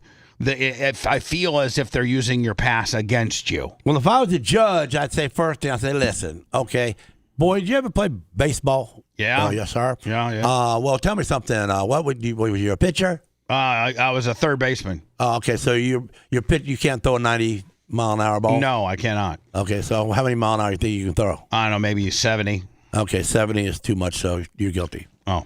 30, like, 40 mile an hour outside your head. I never played baseball. I don't have very right, there you go. So then I played football. I am not very. The reason I couldn't play baseball is I couldn't throw the ball hard enough. Okay, well there you go. So I'm gonna try you not guilty because you know what, 10-mile-an-hour balls can't hurt nothing. By the way, this lady did say that she had been battered several times by him over the years. Well, of course she's going to over say the years. that. Whose fault is that? Hers for taking it and staying. Oh,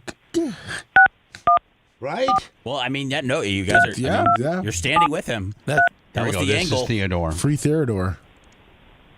Free Theodore. Hashtag don't call me Teddy. Please leave your message for 72761. Dude, get on the phone. I'm going to make you superstar.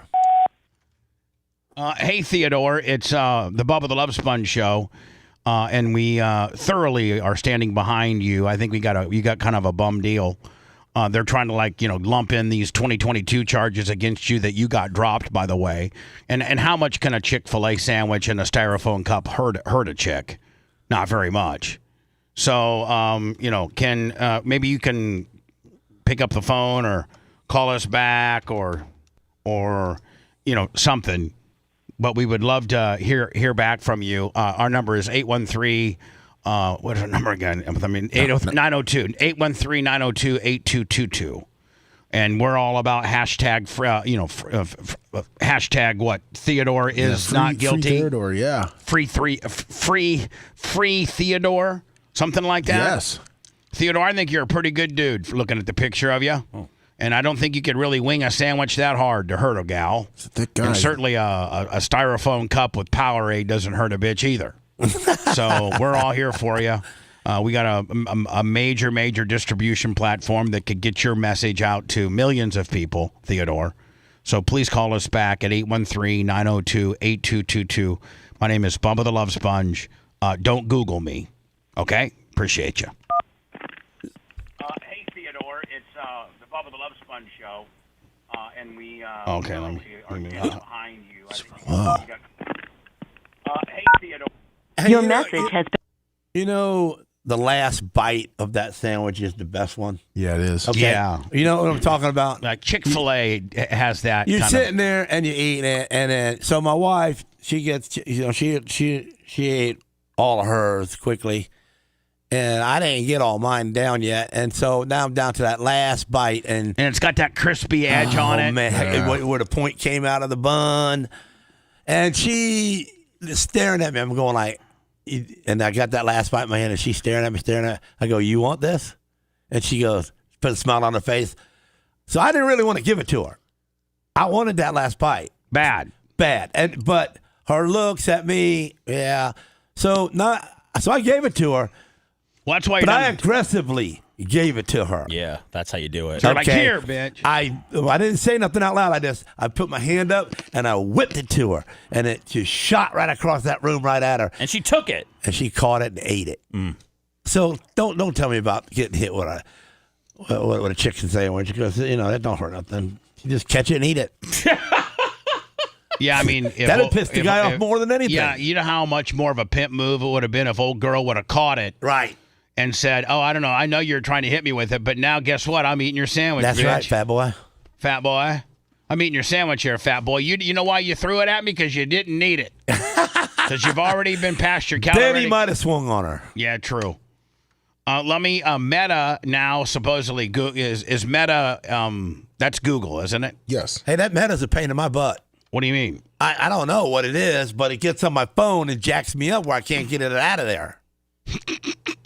You talk about data? I don't know what it is. Anyway, Meta now is developing some type of AI where Meta's Facebook and Instagram. Okay, Meta is Facebook and Instagram, and they're developing something where when you die, you can leave messages and time them to be released at certain times. I'm signing up so for that. people can hear, like get a phone call from you, or you can leave messages after you're dead. There you go. You can always count on Zuck & Co. to do the most anti-human moves possible. Meta was just granted a patent that's solely based on training an AI to replace your dead friends and relatives. There's already been plenty of so-called death bots in the grief tech space, but none with the massive data trove that backed up Facebook's ability to impersonate the deceased. And the reasoning behind it is somehow worse than them wanting to do it in the first place. To be clear, they say that this would also help people who want to take an extended break from social media, but the patent focuses on the fact that the impact on the users is much more severe and permanent if that user is deceased and can never return to the social networking platform. Facebook and Instagram suffer when people die, so they must find a way to become digital necromancers. I lost my mom over a decade. True, when you die, that Facebook no longer remains active. Maybe your family knows the passcode and they turn it off or whatever, or I'm gonna look into that. Or deactivate it. But you can now make your Facebook send various messages while you're dead, and it's kind of a double-edged sword for the fact that one, I guess you can communicate with those that love you, which is kind of creepy. But two, it keeps Meta's numbers from dwindling. Think about how many Facebook users a day die. Well, I don't want to throw a wet blanket on the story, but they bought the patent and they have no plans to develop or deploy the technology. Oh, bummer. It says companies obviously often buy patents to protect them without ever building it. I want my voice to jump in there and go like, when she's on Facebook, and then she just, how about this? How about me this? and the new man Gene? are running around. Gene, how about this? Like your dad. But all of a sudden, Sarah gets a little pop-up and says, "Hey, honey, I just want to let you know, and it's her birthday. Well, just want to let you know, calls. happy birthday. I know." Oh, and then I say something. Happy birthday, my ass, because I see where you and the new Mr. Chumley running around in my roadster. Yeah, hey, I hope you're enjoying my 34 roadster that you and Mr. Chumley are on, because I paid a lot of money. I paid $100,000 for that. That's right. For you to run up and down the road with some new dildo that ain't done nothing. Well, it says you can make video calls, so that's... ago, and if she started posting on her Facebook again and spamming me with Farmville requests, that's way worse than her absence. Meta says that they have no plans to implement the tech, but we all know that just means not right now. They'll just need to wait out the initial outrage. See, that's why he's on my phone so much, because they know that I'm a buyer.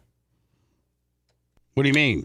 I'm telling you that it jacks up my phone where I can't clear it out, and it's making me want to buy it, making me watch what's going on about that. So they must know that I'm a buyer, because I'm buying into that. I'm gonna make some videos. Oh, you're saying you're hoping that Meta does develop this technology and that you can. I'd love to throw some in there later on down the road. You would love to be delivering messages to your loved ones while you were dead. I'm starting the message up right now. Hey, it's Gene. I'm dead, but let me just tell you something. I got my eye on all yous. I'm up here. Of course, I'm up here with Jesus and everything, and me and Jesus have been watching you. Hey, Sarah, who's that new blonde-haired dude's been running around the place? I got my, I'm also got access to our Ring cameras too up here, and there's some feller that's been, he's not. What if it's a good guess? I saw him do a burnout in my 34 he ain't hot got rod, and I don't really appreciate that. So Sarah, I just want to let you know, happy Valentine's Day. You could do a Valentine's Day deal for you. You could do a birthday deal. Hey, Sarah, it's Gene, your ex-husband that's dead now. I know you replaced me with this real numbnut, doesn't even like racing. But Merry Christmas. I wonder if that numbnut bought you stuff as cool as I did back when I was living with you. How about it? How about it?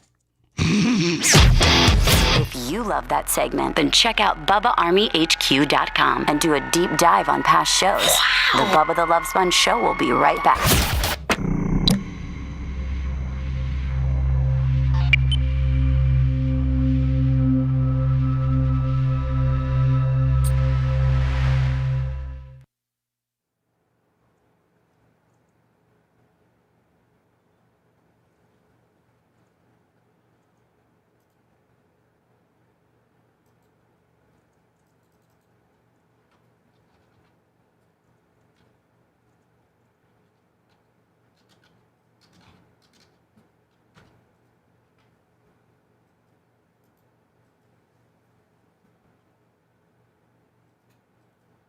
What's it do?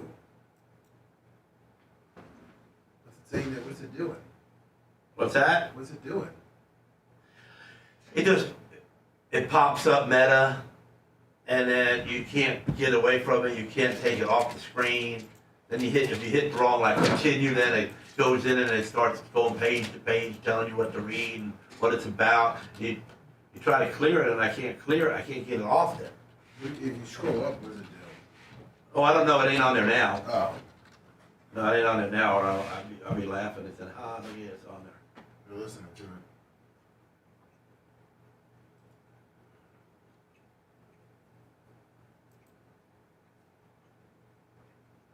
How about Shia LaBeouf? Yeah. He's a fighter. So did he say? Somebody said he said the N-word. I just saw that he headbutted the guy. I saw that, but did you see where he was getting his ass kicked? Yeah. I thought that was the guy saying it. Saying, Ed, stay down. Oh, okay. I don't know. I thought it was the guy telling him, hey, you better stay down. That's how I thought it was. What's up with him, man? Like, I know he's done, He was out the next day partying. I know he went back out there right after. I don't know if he's just a partier, or I don't know if everything's okay. Didn't he say he never wanted to act again? Yeah, but he's been in, I just looked up, he's been in some stuff. 2025, 2024. No. But I thought he did something like that too. He's probably, he probably made enough off Transformers, right? Yeah, his residuals? Yeah, forever. Yeah. And his Disney movies. He looked like he was off the beaten path of Mardi Gras, though. Like, it didn't look like he was getting beat up on Bourbon Street. No, it looked like he was maybe one street over on the cut. Yeah, where probably shouldn't be. Yeah, it looks like he was trying to go into a business or off the strip. Is that what it is? Okay. Yeah. Hey, I bet Jay from New Orleans can tell us what happened. Oh, no. No, we're good. What do you mean? We're good, bud. Well, I might want to do an expose on this tomorrow, Jay. What's an expose? I don't know. I thought we're covering it in depth. Since you whipped off your lips so quickly, you must know something. No, I've just heard it used before. Just like back in the 80s. No one says expose anymore. Oh, he said expose was a group. Yep. Did you read it? It looks like the first time I met him. He was there, he was hitting the guy and then left. Shy hit the guy and then left? Yeah, he hit him a couple times with a closed fist and left. Jeez, man. And then he came back looking for more. Where's Anthony Richardson going? Man, I don't know. Maybe nowhere. I don't know. Wait, no, he's gone. You can't keep a first round pick on the bench. No. What I'm saying is, like, where does he go from here? I don't know. It depends on who's interested, man. I don't know. I mean, you would probably say the usual suspects. He's gonna go as a backup to probably like Tennessee. He could go to Miami. Could go to the Jets. Could go to Arizona. And there's a lot of places. Could go to Green Bay. Green Bay, yeah. Somebody could take him as a. I'm sure he'd prefer to go somewhere where he could start, I'm sure. compete for playing time. But I don't know. At least going to training camp with that chance, right? But I just don't think he's done enough to warrant, competition. But it's not over. Like, it's not. Sam Darnold's left it wide open for anybody to have a successful career. I really like the Sam Darnold story. Sam Darnold and Baker both. If you go just be a backup. Well, Baker, I thought was like the best story ever, but now I see you really you go to the Super Bowl. That really fucking shows Carolina. Yeah, that really fucking takes to the next level, doesn't it? Like Baker showed, Baker ran the Carolina GM get fired. Yeah. Right? Yeah, I'm Carolina's been there.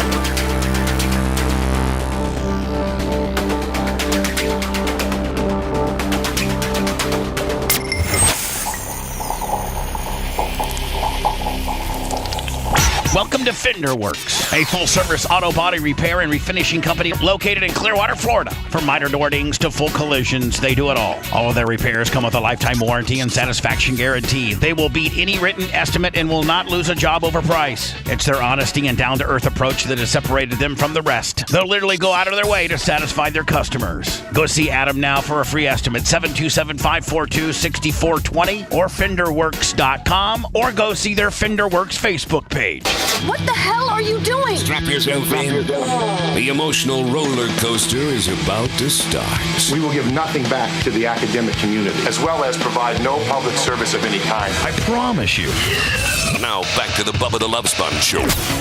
Lummy, did you miss, I might have not been paying attention. Did you miss a Creatine Travis $100 Venmo yesterday? Oh, yesterday.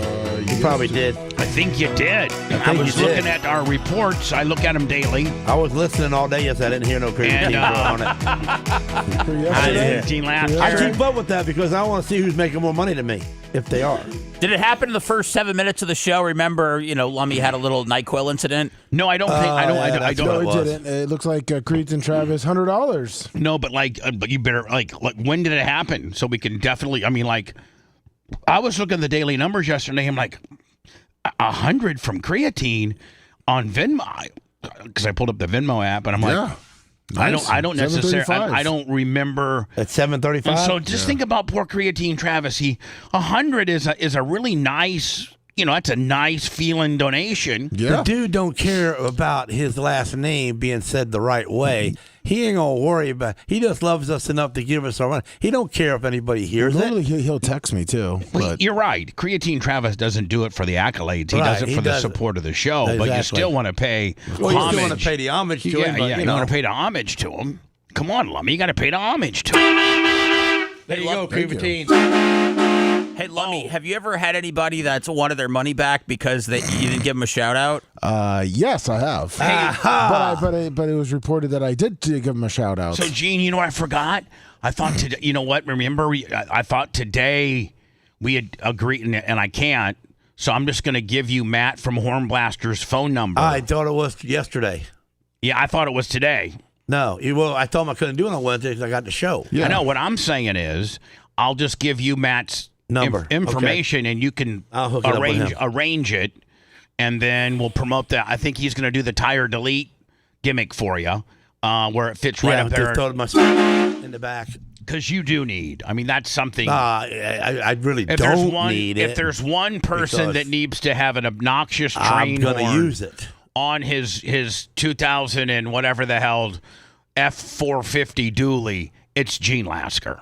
I'm going to bolt a tripod in my console for out the passenger window so I don't have to hold it, and I can film the people that like a selfie stick. Yeah, I look over and pop, and you see him jump. How did Adam do on your truck from Fenderworks? Oh, perfect. I mean, he made Gene Lasker think there's still humanity left in the world. What you mean? He's such the world is so stupid. Every bit of my money that I pay people to do stuff for me. And lazy. Worse than that, and thieves. Okay, and they take my money. Stupid, lazy, and thieves is the way Gene has today's America society. Nowadays. Yeah, because I go out and pay, and sometimes I don't even ask how much, just do it, and I'll pay you. And I just get robbed all the time. And it's shoddy work. Oh, my Nobody God. cares. You know what I'm saying? I'm so tired of it. I'm so over it. This guy is dude, the best. I never met him before, and I go to a shop, and he's just he's a little different. You know, don't get scared of him because he looks mean. He's a little high strung. Yeah, like you see him, and you're like, man, this guy. He's gonna get right on you, like like he's just gonna jump on you. Right, but he's the nicest guy in the world. His wife is beautiful, and she's nice. She helps run the shop, and he don't spend no money on cleaning the place, though. I can tell you that. What do you mean? It's just a wreck, man. I feel I need to take some Bubba Army friends and maybe make a hot dog day out of it over there at his shop and help him clean it up. He does good work, my friend. Unbelievable. Oh, I was watching him paint the Merch Crick's truck. How about that? You might want to park that in a little, your sister's F-150 and drive a man's truck and bomb that one because it's nice. What is it, a 96 F-350? Dude, it's nice. 103,000 miles with the old 7.3 diesel. It's got the classic Ford look, the beginning of everything look, and it's got a paint job. You can see yourself from 30 feet away. I got to take my truck, my F-150 over there because it's got a couple... no one's ever going to notice that. One of the reason why I made Merch Crick go buy her used 1996 F-350 is because she's been using my truck on moving some stuff, and there's been getting more and more dings on it. Dude, when you see this dually, you're going to want to drive it yourself. Yeah, you say that's a man's truck. Listen, my F-350, I'm sorry, my F-150 is perfect for me.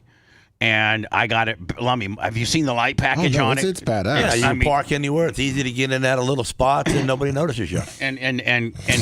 But Merch Crick put a few dents on it. Oh. There's a dent. She's gonna say she didn't, so I'm gonna probably say she didn't. That dent on that left rear quarter panel? No. There. Yeah, I did that. Oh, that's great. Thanks. I wasn't going to tell him myself, but I don't want Merch Crick taking the blame for me. I got Look at this. I got a dent in my right. I got a dent in my right passenger door down low. I might have did that too. I got a dent. I got like almost a green scrape job on my driver's side upper quarter panel, and I got something down in my left side quarter panel.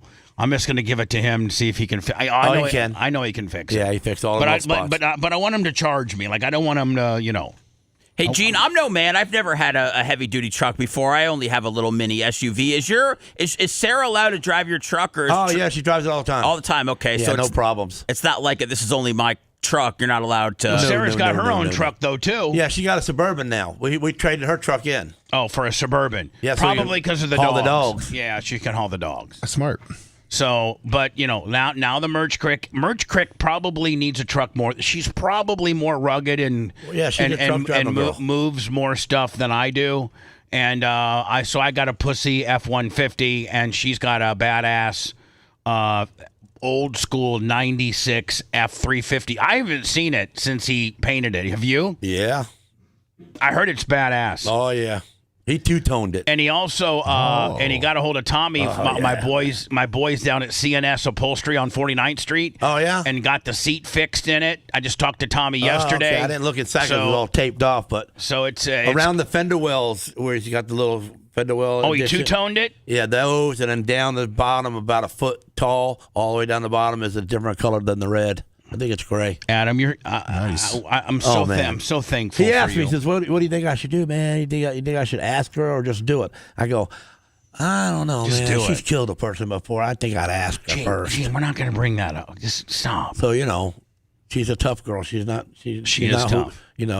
They might call her names over there on the show, but believe me, she only takes what she wants to take. It's looking like this report says that the Colts, even though he was the 4th pick in the 2023 draft, played for University of Florida. Yes. Is he gay? Anthony.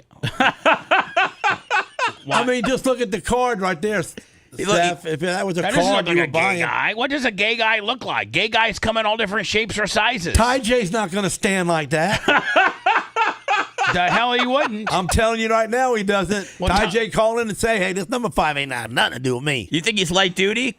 You think this guy's light duty? Yeah, I'd say so. I mean, he can play football because God gave him the ability to do that, but, look at him. Anyway, it looks like the he puts Colts, makeup on his cheeks. No, I don't think that's makeup. He's got defined cheekbones. He's a very good-looking man, Gene. He's a very good-looking man. Very defined cheekbones, very chiseled out. Those are the ones that go the other way. Well, Gene, I think they're called Down photo, Low Brothers. Yeah, I think the photo might have enhanced it. Yeah. Anyway, it's looking like Boy, you don't now like this guy that much. he's under contract for the Colts. So would there have to be? Could there be a cut, Seth, or when you get a guy like this? No, they'll trade him. He's a quarterback. Yeah, he's a quarterback, and didn't he come out, Seth, really initially in his rookie year and really did good, and then he's been nothing but a paper tiger, getting hurt ever since. He had a couple good appearances, yeah, but he hasn't proven a whole lot. So someone would give up a late round draft pick to bring him in, either to compete for a starting job as a bridge quarterback or to be a standard backup. So is it true that most of the gays that do go to football are mostly on special teams because they got so much hate in them for having a rough life that they work better in the special teams? Can you imagine Gene in the booth with as a commentator? Is it now that you cannot hit the quarterback anymore? Let me tell so you now something. they're coming up to being in the up on the front line. Hey, Joe Buck, let me ask you a question. Defensive ends. Is most of the guys on special teams gay because they got all this pent up anger and they want to fly down the field like some kamikaze pilots? Have you ever heard of that one? That might have been the 70s, Gene. Well, do you mean maybe defense, Gene? Because I know the last 2 openly gay players I know of have been Michael Sam and Carl Nassib, and they both play defense. Yeah, they want to smash people for That's so your theory. They got hate in them because they're not recognized. Well, marginalized. Normal. Gay. Why you say gay men have hate? What if gay men don't have hate in themselves? Then they're the other one. They're not playing football. Yeah, they're not playing football. What about the male cheerleaders? Yeah, Gene, what about the male cheerleaders? Do they have any pent-up anger? What do they got going on, Gene? Give us your synopsis of male cheerleaders. And Lummy, or maybe don't. Lummy, will they've been burned up too bad. I mean, they didn't just go to the other side. They fell to the bottom of the other side. You're saying they went to the other side and got used up? Yeah. Okay. They're abused even in their own life. With the gays, gay man's going to abuse that kid. Well, that's why they're the male cheerleaders? Right. Okay, Jay, Gene's synopsis on being gay. I mean, it's good. I mean, it's. I don't got a problem with gay people. Don't even think that. I'm not saying, nor do we. I'm just saying, but you do have some very. He's got some theories. You have some theories about gay people. Well, I'm sure they got theories about me being straight. Right? I don't know. I don't know what a guy could say your theory would be. I don't know. I think that you are such an aberration, such a rarity of humanity that you are like a crock pot of you're like almost chili or beef stew. You have so many different ingredients to yourself that you can't put a thumb on. It's so complicated. We don't even ask how you make it. Yeah. We're just glad you're here. Yeah, you're a crock pot. You're a crock pot of humanity, is what you are. So I'm lucky to be here now? Well, no, you're not lucky to be here. I think still alive? I think you're just. I think that you. How in the hell did you make it? You live life according to the way you live it. You were adopted. You grew up on the streets of Brooklyn. You shook down the mob for cash. I mean, that was just until you were 5 years old. Yeah, hold on. Great point. Can you say that one more time, please? You were adopted. You were adopted. You roamed the streets of Brooklyn. Your grandma raised you. You shook down the mob for money. You put tires up so they couldn't get by. And that was at the age of 5. They employed you. I know. Just a little youngin' then. But I had to eat. I know. But so, yes, Gene, none of us have lived that life. as an orphan, and then you went foster home to foster home, and hung out with the gypsies, traveled with them, traveled with the robbed all gypsies. the Sears, you're robbed every Sears on the East Coast. Robbed That's every J.C. Penney and Pennies Sears. too. Yeah. J.C. Penney and I mean, you single-handedly probably 7 digits into leather coats on J.C. Penney's and Sears. That's why they're out of business. And see, they had no metal detectors or no kind of buttons on the shirts or nothing like that. Back I mean, in them Gene, days. you've been to jail 16 times. Gene, But the nothing bad. domestic violence charge you have on you is when your wife threw a picture of you winning at East Bay on the floor, and you said, "Bitch, if you want to get distracted, let me show you how to do it." And you threw a chair through the picture window. Gene, you're not right. You're not the normal man. Was the direct quote really? If you want to get destructed. Hey, listen, bitch. If you want death, you want destruction. I'll show you destruction. David Hernandez, $20. With some little stupid 8x10 photo of, by the way, me winning the feature. I beat Sport Ellen that night. But I'm just telling you, if you want to start messing stuff up, let me show you how. Oh, listen, I witnessed a couple of him and hers fights. Now, Sarah is not a fighter. No. She wants everything zen. She wants everything calm. She wants everything. She does not like adversarial stuff. She wants, like, if Gene starts getting a little bit wound up, she tries to calm Gene down. She's Gene's calming factor, but she's completely I know Completely opposite. Hold on. I know and knew both women well. And Christine is completely opposite of what Sarah is. Sarah is a calmer. She's a soother. She is a diffuser. She has a calming effect. Christine would literally act like a man and try to fight Gene fist style. Yeah, but She'd her be like, mouth, because Christine was intelligent too, but her mouth made me madder. She had a sharp tongue. She didn't know when to shut and up. And she would cut to de-escalate the problem that was going on. She would cut Gene down to shreds. Right. I heard her one time. We were in the shop and they were fighting. And I heard her say, "What are you going to do, hit me?" And Gene goes, "No, I ain't going to hit you. I'm just going to go out the shop and ignore you." And she goes, "You know why you're not this?" No, I would have a really hard time walking away from this. "You know why you're not going to hit me, Gene Lasker?" And he's walking towards the shop. "Because you're a pussy. You're a pussy. That's what you are. Go out there and be with your little guy friends because you're a pussy." And smack me in the back of the head while I'm walking. Yeah. And we're like, I'm glad Gene's not the only one that's happened to. Jimmy Dials goes, "Oh, God.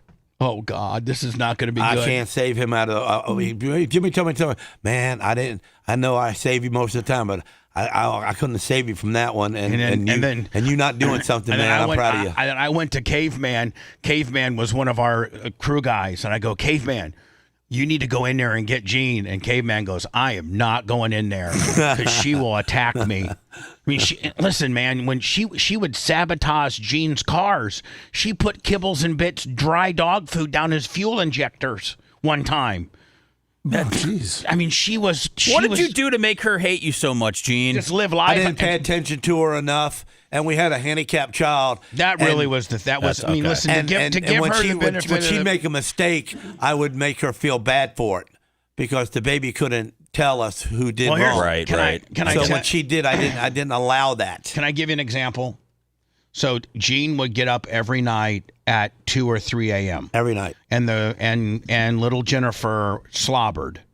She drooled. She was fully 100%. She didn't swallow good because she didn't know how. She was 100% handicapped, like 100% handicapped, and so she would drool, which caused if you didn't go and dry the side of the face up and then change positions and put her facing the other direction, then if that would go all night, it would eventually create these little heat pimples. Well, it was steroids, and she took a lot of steroids, and the steroids a rash. It would make a rash on her face. So Lasker would get up every night at 2:00. When she went to bed, I put the pillow in a strategic spot, and then I'd get up. He'd get up at 2:00, and he'd flip her over, dry the drool up on one side, then flip her or over just to the move drawer. her somewhat because she couldn't move herself. So I like pick her leg up, stick a pillow between, something how you would feel comfortable. Right. Maybe move your right arm over So, and stretch the left one There'd out. be nights we'd be racing, and we would be gone out of town for 2 nights.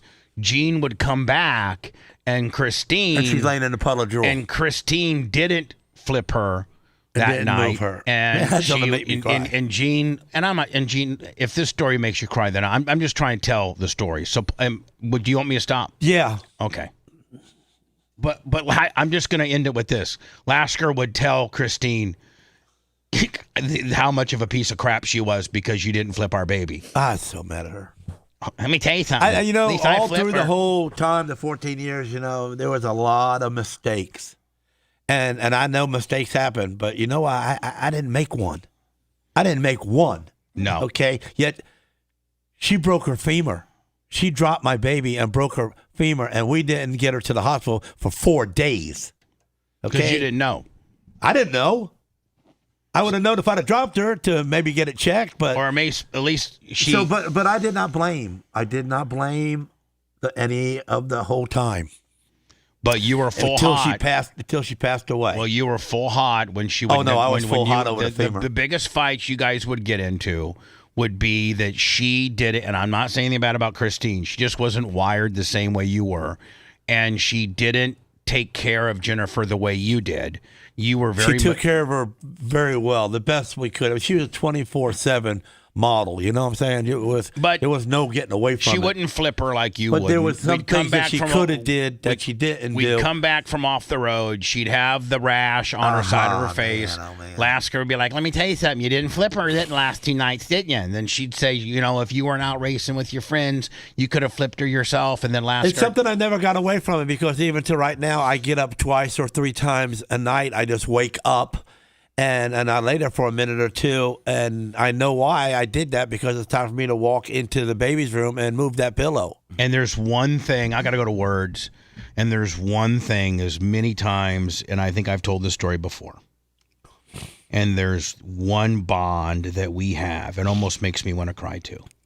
There's one bond, and Gene and I have been in some fights that have lasted, 2-3 years before Gene? Yeah. And they weren't even fights. They're just arguments that led just escalated and both of us being bullheaded. And then life got in between. And life gets in between you. You get a new girlfriend, I get a new girlfriend, you get a new house, I lose everything.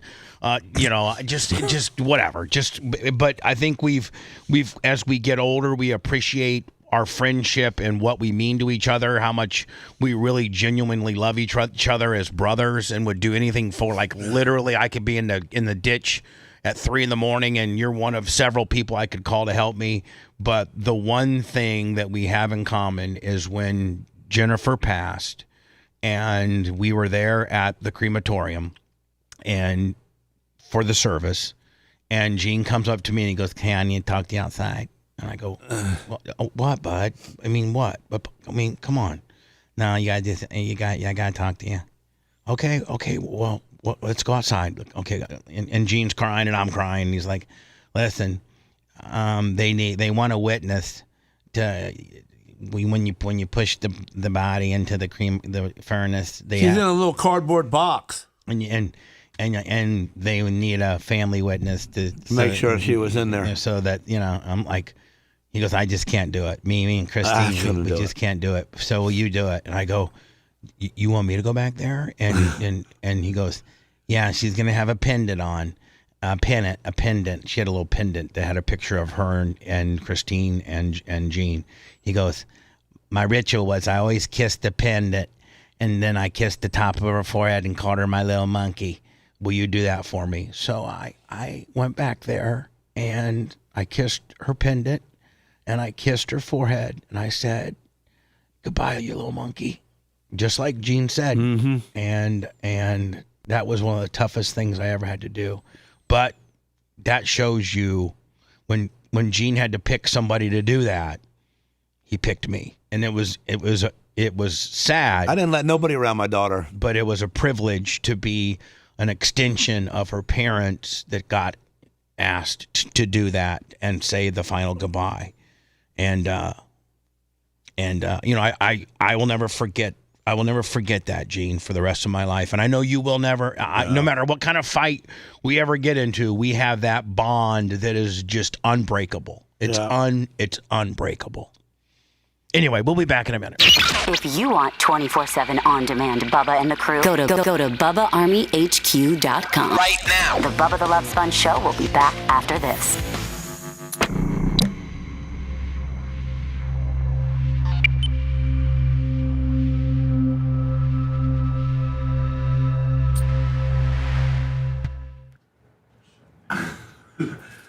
What a white Joe who's cutting onions.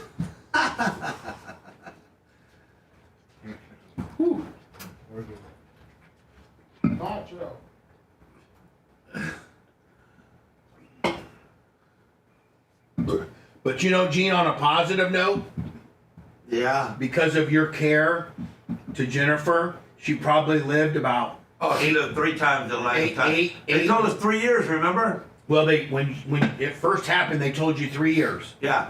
And then at 3 years, they told you maybe 9. Then at 3 years, they told you maybe another 3, but that's it. That's it. That's it. And she went to 14. Yeah, she went to 14. She was a fighter. Yeah, she was a fighter, but you know, I mean, she had. We just did things every day the right way and kept her from. You know, that's her level of care kept her alive that long. Exactly. I mean.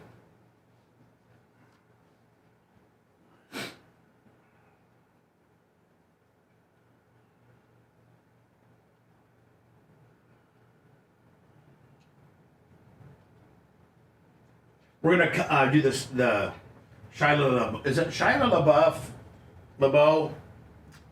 I really think a multitude of things could work. No, I mean, how do you say his name? I think it's Shia LaBeouf. Or maybe it's LeBeau. I don't know. Wasn't he in? Morgan said, "If you're gonna cry, asshole, take my hat off." He's a dick.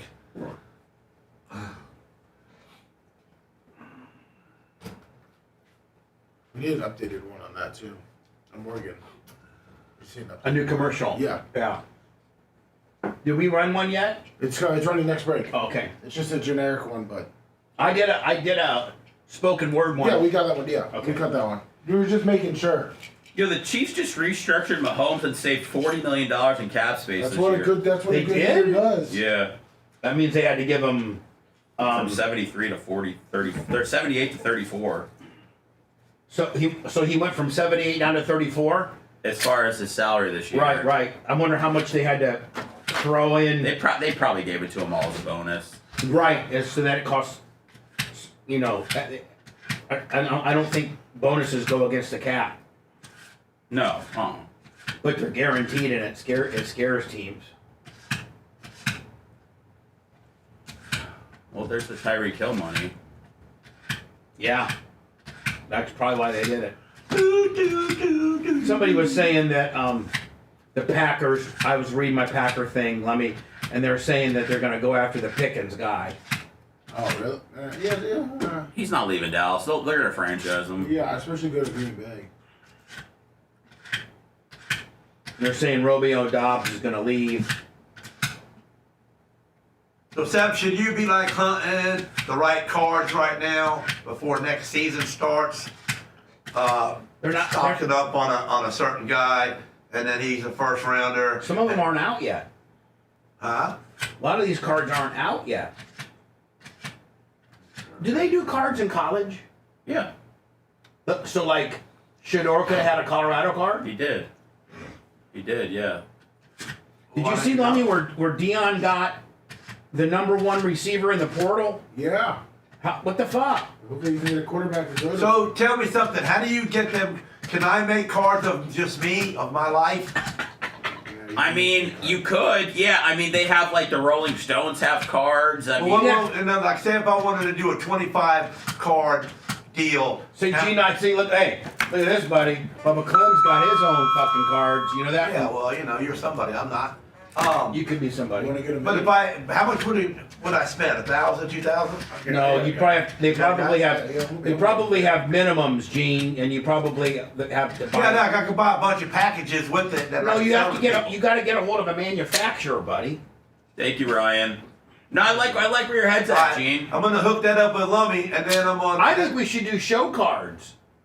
Yeah, we should do that too. I mean, you know, buy a pack and you know you. I'm all for Lasker cards. No, Lasker card could be a fucking card that's really rare that not in every pack. But Lasker, not in every pack. We have like some autograph cards of you that we have like we put a part of your race. Listen, you could completely help us do all of that.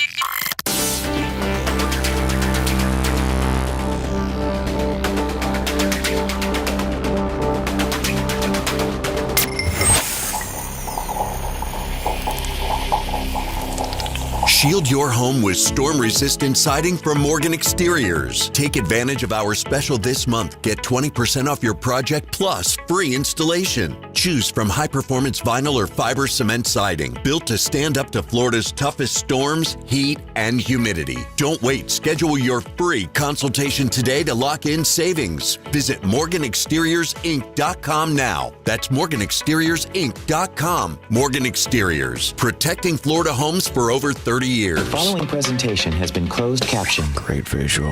I'll make sure that. Welcome to the revolution. It's a remarkable achievement. His perception becomes your reality. Check this out. Bubba the Love Sponge. That Morgan Exteriors commercial is pretty cool. Yeah, it is pretty cool. We need some more. What was all that yelling before the end of the show there? We need some more in those rotations. Here's the deal, man. I think that Lasker organically may have come up with something, and we know that this show has Seth Kushner on it. Seth, we just organically are all somewhat card and sports and or just trading cards enthusiasts by proxy, just because Seth's on the show, and so we are kind of into it. We don't know a lot about it like he does. Him and Babyface, of course, you can go and follow them at Blizzard Breaks they have a Facebook channel. That's where they do all their breaks and stuff like that. That's where they do all their stuff. And I think you guys did Babyface know anything about this before he met Seth, or has he just jumped on the bandwagon with Seth and tried to be somebody? I got him into it. He got into him in. Okay, yeah, good. He got in. I don't ever want to hear him say that he's the man. But Seth, he knows. I mean, he got into it through you, but he really has picked up on it pretty good, has he not? Yeah, I mean, he's kind of a high roller, kind of compared to what I do. So he gets some high dollar cards, which are fun to see. So what I'm saying is, and by the way, I think you guys had a break yesterday on Blizzard Breaks. We did, yes. So go to Blizzard Breaks if you want to get involved in a break, you want to participate in it, you want to watch it, you want to get up to speed on what they're doing and the whole 9 yards. Yeah, don't worry about me being on it no more. I got fired. Gene, you just shut up. We're bringing NASCAR back for you. We've just getting some new cards in. So, Dan, the great, the phenomenal, great, fast-talking, second to none Daniel Rose, yes, which Gene Lasker loves because there was nobody stepping up to the pump to really help you, Gene. And Daniel Rose got you a unbelievable result in this big golf cart caper that we had that could have gone south real fast. Gene, that could have turned out bad had we not handled it. Had Daniel Rose not stepped in and put his Daniel Rose magic on it. Now, Seth, I think, will acknowledge or at least co-sign that I think Daniel Rhodes is big in the card market too. Is he not? Really? Oh, yeah. Yeah, we're doing a card show, him and I, in 2 weeks in Tampa. So how did you slip into the gimmick? Because he knows Daniel Rose. I know, but why ain't Seth doing it? No, Seth does new stuff. I do all old stuff. Yeah, I do something totally different than what Seth does. And Daniel Rose also does memorabilia. Now, Daniel Rose also went out and purchased the majority of my TNA cards. And Lummy, I don't know if you can find one of those. What's it? I think we've bought them. I think we've taken them all off the market so that we can strategically, in a few years, maybe make them worth something. Exactly. Yeah. But even if you go to eBay, I don't know. Maybe you can go to eBay for me, Lummy, and type in Bubba the Love Sponge TNA trading card. I don't know if there's any available. I think you can find a Hogan card or anybody. I think that Daniel Rhodes has strategically bought all of that out. That being said, I think Daniel Rhodes knows so much about the trading card industry that he might know the manufacturers. Currently sold out on eBay. Sold out. Yes. Will you send me the link so I can put it up on the screen? Yes. Thank you. So Lasker, did you send it? Oh, it's coming. Yes. Thank you. Sorry. Oh, Lummy, there's. Oh, I didn't know that. This right here. Oh, I said that one too. I said that douchebag. No, the one question, that a lot of cussing. Yeah, that's why I didn't go for it. Well, a lot of this book is about, being in Playboy and fucking Hugh, right? Oh, whoa. Dude. I said there was a lot of cussing, G. All right, so Lummy, and this one. Lummy, we need. Okay. Yeah. Sweet. Thank you, Lummy, for that, and we'll get that to our guy. Okay. Yeah, And that wasn't the same blonde. The one on the cover wasn't the same one as the one before that. No, this is a different one. 2010 TriStar TNA New Era Bubba the Love Sponge number 15. And Lummy, what is it? Oh, there's some available. Wow, that's 200. Is that what they're charging for my card? Yeah. Yeah, that's $229, bro. Those are the autograph ones. I got one. Where do you got one at? And I got it in my little glass jar of all my Bubba stuff. That's my Bubba baseball, my Bubba sponge Can you bring your ball. glass jar on Friday so we can go through it? Seth, that's pretty strong, isn't it? That's pretty strong, ain't it? Oh, I mean, that's definitely an aggressive asking price. The $250. Wow. I mean, I'll take $225 for mine. That's a poster, Bubba. This is a poster. Yeah. There's somebody that's, well, I'm not even going to get into it. That's pirating, like building like flag size banners. They're taking pictures of me and building flag size banners of me. Have you seen that, Lummy? That's kind of cool. And I forget who sends them to it. That's this right here is one of them. Oh yeah, we never made Hulk that. Hogan, Bubba the Love Sponge, Bubba Army banner, TNA Tampa Radio. You're saying that's not official? We never made. No, we never made that. Now we made a shirt like that, but somebody, Seth, has taken the shirt artwork and made it a flag. I could probably get him on a copyright violation. Probably. Yeah. But Lummy, my autograph. Your autograph $250. Yeah. Daniel Rose's vision's working. So what I'm saying is, Lasker goes is like, hey, Seth, how do I get a card? I get a card. I can get me a card, buy a Gene Lasker card. I'm thinking we get with Daniel Rose and we make like 1,000 or 500 or 250 sets.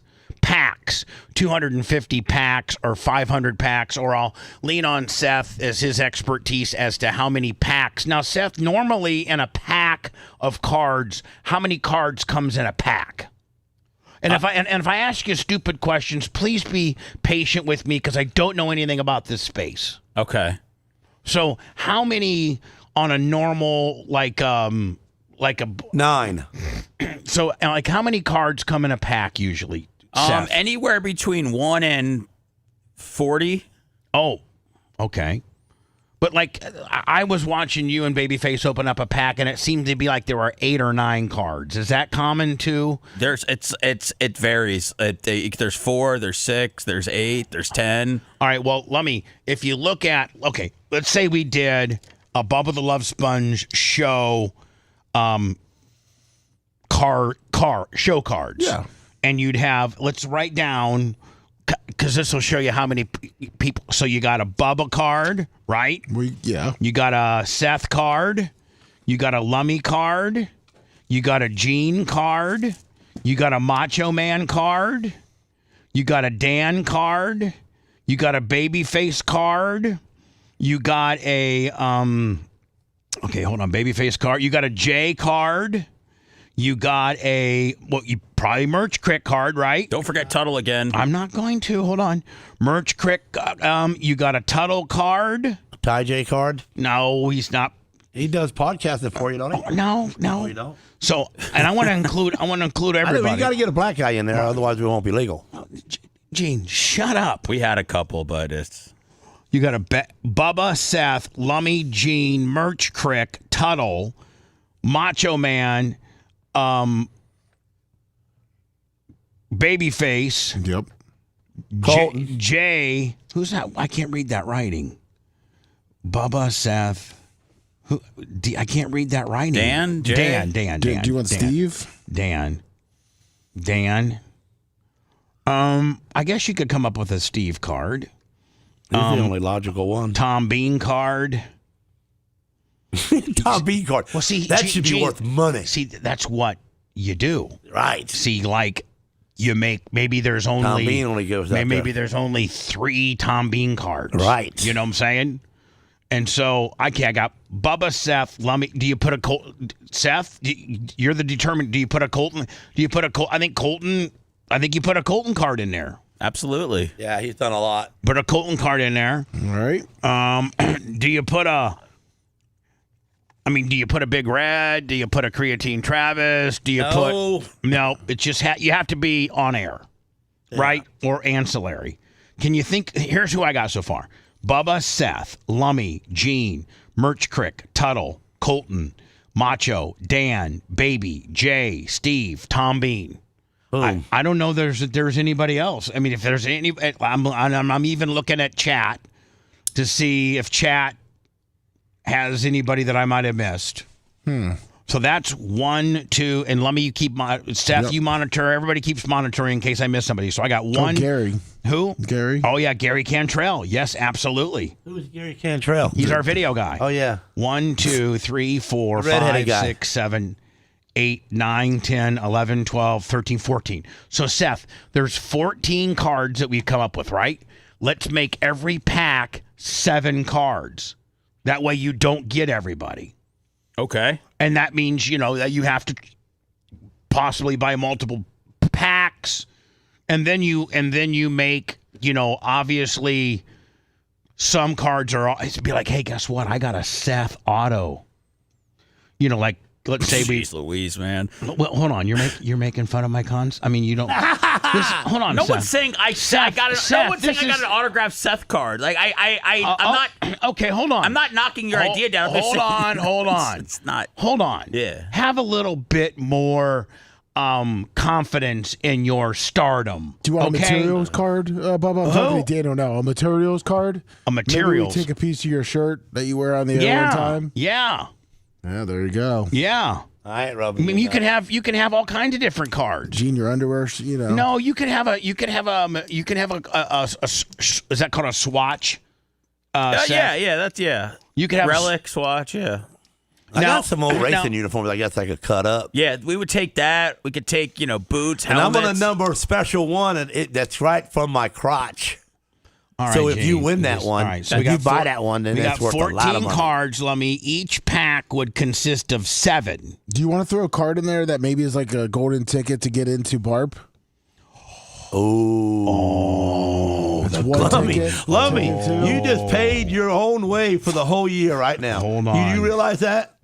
You just did. A golden ticket. Just get that chance to get $2,000 ticket. And of those, now, first of all, Seth, how many packs do you make? A lot now. No, you don't make a lot. Well, a few. Maybe 100. Yeah. Oh, I was thinking more towards like 500. Okay, that could work too. It's got to be able to pay for itself to get this guy into BARP. And then of the 500, what do you do? 5 golden tickets? No, 1. Well, okay. I mean, just maybe 3. You're trying to make it where BARP's, for any criminal. No, but I mean, out of 500, there's only 5. That's 1%. I mean, I'm good with 1%ers. Of course you are. Let's first put up a poll. Okay. On chat, because they're the most. They're going to take a lot of them. No, I'm going to make a poll that says, do you think Bubba should we do a show card set? Yes or no? Put that poll up. All right. Should we do a show card set? Yes or no? And then if we get an overwhelmingly approval, then we have to figure out how many packs we manufacture. It's up now. how many packs we manufacture, and then we have to come up with how many golden tickets we manufacture. Then we have to come up with how many of each person, like how many Bubbas are there, how many Seths are there, who do we make, and of all of the 14 people, who do we make the least amount of that's the real rare one? And I think you make the real. That'd have to be me because I'm the only guy here that's got a clause that goes in there. If you hear Lasker talk, he's not part of our crew. Yeah, if you get a Lasker, that could be a short print, big money. So we'll make Gene the most valuable card, and we Not might most valuable, but the least in there. No, so I'm saying, Gene, we literally only do like, or all Gene's cards could be autographed. Or no, we'll do like 10. There's only 10 Gene cards, and of the 10, excuse me, of the 10, 5 are autographed. Or just one. Seth, I mean, you gotta. Seth, one, you gotta. Well, you want people to have you gotta like this project, but 2, you gotta help me. So, like, let's say we do Gene's the most valuable card, and we do 500 sets. What would be the amount of Genes we should throw in there? I'm relying heavily on your expertise. Oh, like 20. Okay, so 20. 20 autograph cards. Okay. So what keeps the people from in the beginning just buying all them all at one time? So Seth, of the 20. Would you autograph them all, or would you only autograph half, making it even more rare? I'd autograph all 20. I think people need a reason to buy the cards. I mean, there needs to be a reason why. So they're either getting it for an autograph, they're getting it for the chance to go to BARP. I mean, to get it, just go, hey, buy a picture of us. That's where I have, I have a hang up with it. But if you're giving them something kind of rare or of value, then that's where people are going to be more prone to buy. Right. Now, every card, Bubba, Seth, Lummy, Gene, Merch, Crick, Tuddle, Colton, Gary Cantrell, Tom Bean, Steve Diaco, Jay Diaco, Babyface, Dan Diaco, and Macho, every one of them have a certain portion of autograph. Like, let's say, Seth, you autograph, 20 of your cards, and I autograph, 20 of my cards. Or something like that. But we could probably work out all these logistics, but we first have to commit to wanting to do them. And I think we should. I really do. So you're doing that $20. Ooh, I like it. Let me. Can you have Daniel Rose? Do we do 1,000 packs? I mean, is 500 not enough? I can't. I don't think 500 He'll get us enough. a breakdown. He'll get us a breakdown on the different prices. Somebody's going to walk in there and buy them all at one time and then black market the ones he wants, and he's got the golden ticket and he's got it all. Okay, Gene, I mean, that's fine. That's fine. That's fine. Packs. So Daniel Rose can give us probably. So listen, we're going to do it. We're going to do it. We're going to have the Bubba the Love Sponge show trading cards.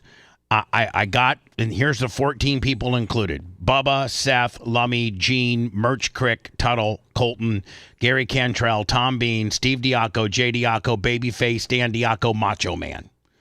I can't think of anybody else, Lummy. I think that's 14 people, and each pack has 7 randoms.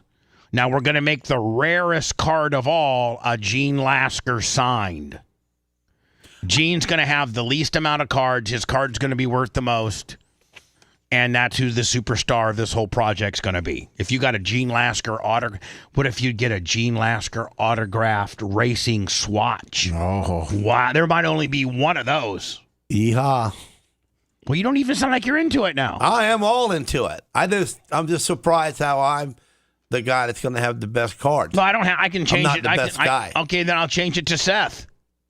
Seth can have the best card. No, I didn't say change it. I just wondered why it was dumped on me. I just feel, Want to listen to the show on demand and on the go? Enlist today at BubbaArmyHQ.com. Sign up and start listening. The Bubba the Love Sponge Show will be back after this.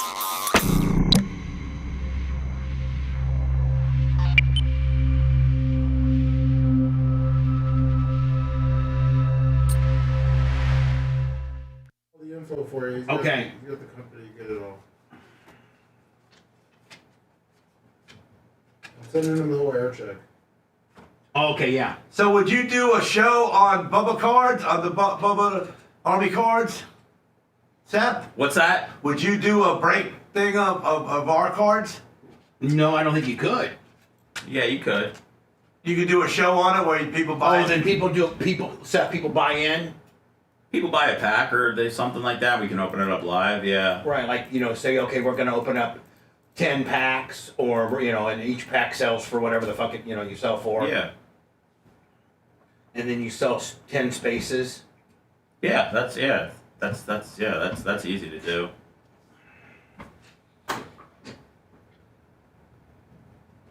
Yeah, that's a good idea out of nowhere. Lummy, today's Paper Towel Willie's birthday. Yeah, and T said I was texting you. Antis? Yeah. Oh, wow. Paper Willie's getting old. Happy birthday, Tease and Paper Towel Willie. Yeah, we'll come on the air with it. And Amy the other day. And Little Wilbur's Afterbirth. Little Wilbur. Today, all of them? Yeah. I was just texting you the 3. I got him. The 18th is always, there's always a ton of fucking birthdays on the 18th.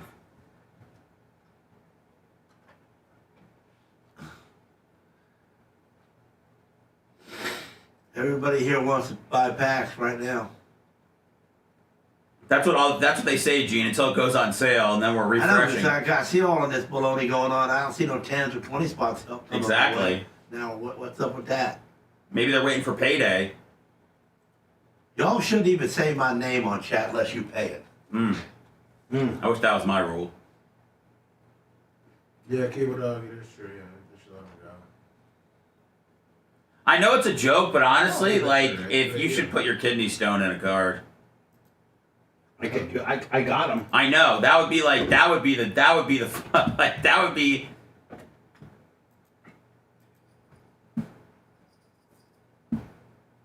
move. I'm not trying to talk about an algorithm or anything, but I feel like that could be something that. Look at, and it'd only be one of one. It's just a little one. Oh, that would garner a lot of attention in the card world. Is that there's a kidney stone card? Oh, would it really? Oh, I would put it on different card forums and stuff.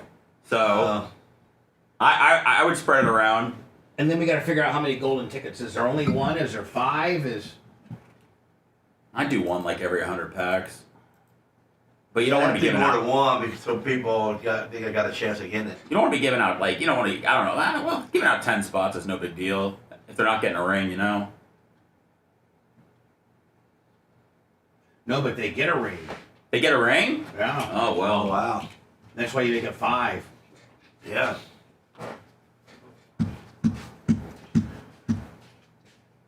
But we gotta sell enough to make the bar entry and at least all that, and some kind of a payday. So we're gonna get the payday for our autographs. We get paid up front, Gene. They have to pay us for our signatures. $7 a signature. Oh, and then on a regular card that don't have a signature. Yeah. All right. Yeah, there you go. That's how the athletes get their money on those. They get paid to sign a bunch of shit.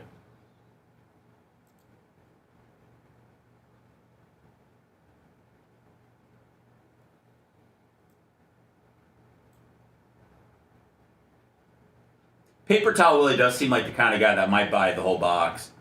Someone got Jose Canseco's What's that? I said Paper Towel. Kurt Morgan's about that too. That's a little. He just buy the whole thing and then black market his. Buy all 1,000 packs. All 1,000. That's gross. Yeah, someone got. Take out the ones he wants. What's going on, Lummy? And then Lummy, what's going on? Someone got Jose Canseco's teeth, and they're gonna put them in cards. They're making cards with them. They're doing what? Making cards with Jose Canseco's teeth. He had a lot of his teeth taken out. But you're one-upping him with the kidney stone. Yeah. You could say it's a tooth. No one's gonna know. No, mine's a kidney stone. Well, I mean, it could be whatever we want it to be. It came out of his pee hole. I mean, that's better than. It's been sterilized. Nothing that's ever come out of a pee hole has been on a trading card. That's right. So what? They put a whole tooth on there, or they just the shavings of it? We're gonna have to find out, Gene. I They got put 13 teeth.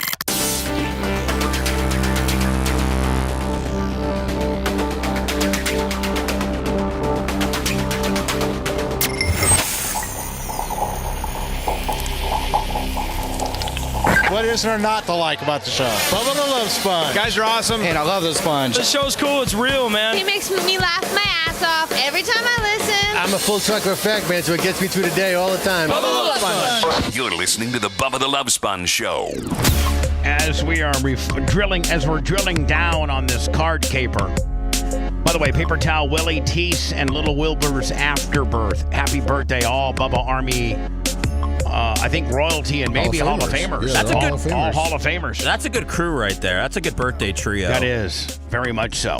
Paper Towel Willie's a wild man. Why you say that? Paper Towel Willie has also got some of the hottest. Who's Lummy? Who's the one that? We're talking about Deanna Vac. Oh, Deanna Vac. My God, the guy from Colorado. Were you asking why I said it's a good trio? Yeah.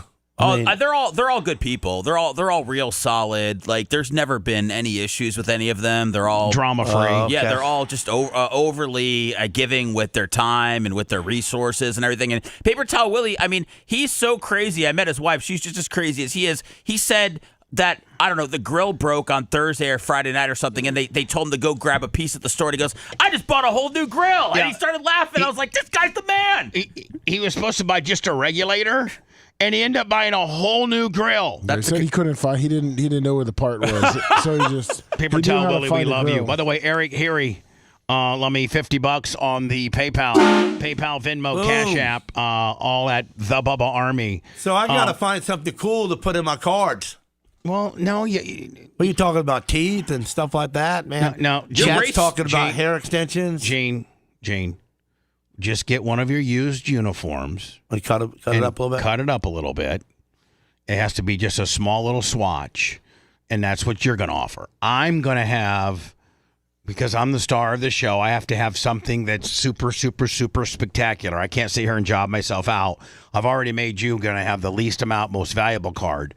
But I'm going to have a card that actually has one of my kidney stones in it. Oh, no. And Seth said it's going to take the card world by storm, that there's actually a card that I got to get that for my collection. Well, I mean, that's a one. It's a 101. There's no value on it because it's so valuable. And I thought, by the way, that was the first bodily part or function that's been in a card. But Lummy tells me that Jose Canseco's teeth are about to go into a card. Yeah. Really?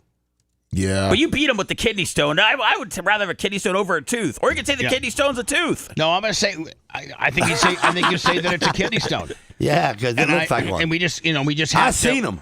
We just have to now drill down, Lummy, on, like, for instance, the golden tickets. I don't know how many we're going to give, but, like, those will not only get you into bar, but they'll also get you a ring as well. Like, you're all in. If that's going to be very scarce, probably no more than 5, maybe as least as minute, like 2, like from between 2 and 5. Yeah, there you go. And then again, there's going to be 14 cards. A pack will have 7. And we're going to have to come up with the numbers as how many Seth's card, how many Seth autos are there, how many Gene Lasker autos are there. There should be an autograph in every pack, I think. Yeah. Every pack should have one auto. Yeah. Yes. And then even if it's a bull junk one like mine or Colton's. Even if it's a Tuddle autograph. Oh, Tuddle will probably write a paragraph on your card. I mean, if he signs it. So watch the new Game of Thrones. So I don't know. We're gonna get with Fast Talking Daniel Rose. He knows card manufacturers, and it's probably gonna be a process. Like we're gonna have to get a picture of Gene. We're gonna have to get Gene's race suit. We're gonna have to get my kidney stone to the manufacturer. We're gonna have to. It's really not that hard, Bubba. I mean, I know Daniel probably has some connections, but if worst comes to worst, there's a bunch of places online that make business cards, like Etsy, all these places that can make kind of what we're looking for. So, right. But I'd rather come up with like a professional card company that looks like a Beckett. Lummy said he's got that. Or it looks like a Fanatic. Yeah, he's got it. I mean, okay, yeah. That's what I'm saying. Like, I want to, even if it costs a little bit more. I want mine in a plastic bag too, like I have to rip open to get to it. Well, Gene, we don't offer the plastic protective covers. No, he's saying like a bat, like a wrapper, it's in a package. like it's a pack. Yeah. Well, Gene, your card would if somebody would be fortunate enough to get your card, it would be in a pack of 6 other. Right, that's what I mean. Yeah, it would be one of 7 that's inside of a pack. Dano said he can have it done in less than a month. Really, I'm gonna buy some of them myself. We just gotta. Here's what I need. Here's the only thing I need to do. Is once I determine how many sets we're going to make, then I need to sit down with Seth and Lummy and maybe Daniel and maybe Babyface and figure out, okay, how many Bubba cards are there going to be?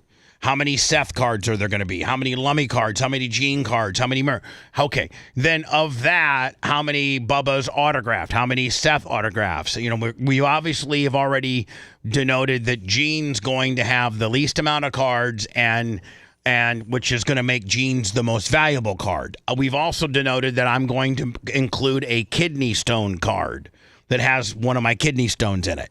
So we just have to figure out how many packs. I'm thinking anywhere between 500 and 1,000.